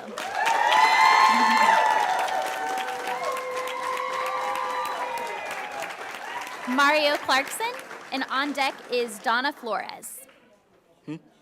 On deck is Donna Flores. You're Mario, right? You're good. You're next. My name is Mario Clarkson. I am an 8th grade student at McLaughlin. There are many things I like about my school, including the care the teachers show for the students. For example, when a good kid gets in trouble, the teacher talks to the students to make sure they're all right. This helps the student feel valued and listened in as a person at our school, even when they're having a bad day. We have several cool sports such as track, softball, and flag football. Just to name a few, these give kids something to do after school and place to show their skills that they might not be able to show in class. Another thing that McLaughlin has after school for students is studying and mentoring groups. These help the students who need extra support and practice to be successful in school. Even students who are already doing well in school can come to tutor and help other students who are struggling and push them more towards success. We have an amazing support staff team, including Ms. Lee, Ms. Bottoms, Mr. Massey, and our wonderful principal, Dr. Hudson. They do so much planning and fundraising and supporting our students so that we can succeed academically and have fun events such as the 8th grade dance, the Valentine's dance, and SWAT Olympics. I know that my teachers and staff put in extra work outside of school to be sure that students have a good and safe experience. I know that the adults at McLaughlin care about us and want us to succeed, but not just as scholars, but as people in general. I am glad that I have been able to go to McLaughlin Middle, and I hope that I'll be there next year. Thank you, Mario. And last but not least, Donna Flores.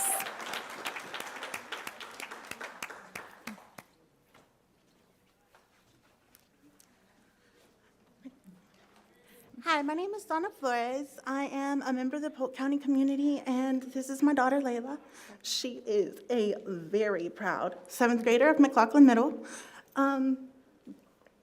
Part of our experience, sorry, I didn't think I was gonna get emotional.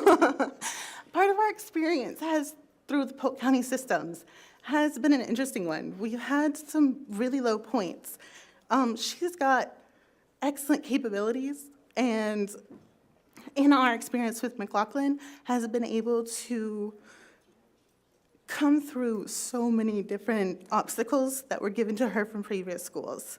The school itself is a school of community, of love, of support, and just positivity. Every day that these kids walk in here is a day that they know they have supportive people around them, teachers, administration, other students. She was able to go from, it's slightly difficult to say, but kind of abusive situations inside of her educational environment. And now she's AB Honor Roll, and she is able to host an awesome opportunity within the documentary called My Community, where she's gotten to know many community members. One of the things that poignant with that is, she'll come home and she's like, oh, I got to meet so-and-so today. And I was like, oh, what did you come from that? And she's just like, oh, well, first of all, they're very confident. And through her experiences, that confidence has just magnified. Being able to go from a very humble student, shy in the classroom, shy to speak to her peers, and today she's able to host a documentary with intelligent, incredible community members. That's incredible. I'm gonna let her say a few words, but thank you so much for giving us the opportunity to even look at expanding this family. They definitely are creating an environment where we need our students today. Hi, my name is Layla Flores, and I am a student at McLaughlin Middle. I myself have been through a lot of struggles within the education system, but at McLaughlin Middle, I feel as if I feel home. I feel as if I am loved. I feel as if I am a person there, not just somebody that they use to just earn more and more for themselves. I feel like they respect me as a person myself, and they don't just care, like the principal, Dr. Hudson, she is a wonderful woman. She cares about the students, she cares about me, she cares about every single one, and she understands that I am a person too. Thank you guys.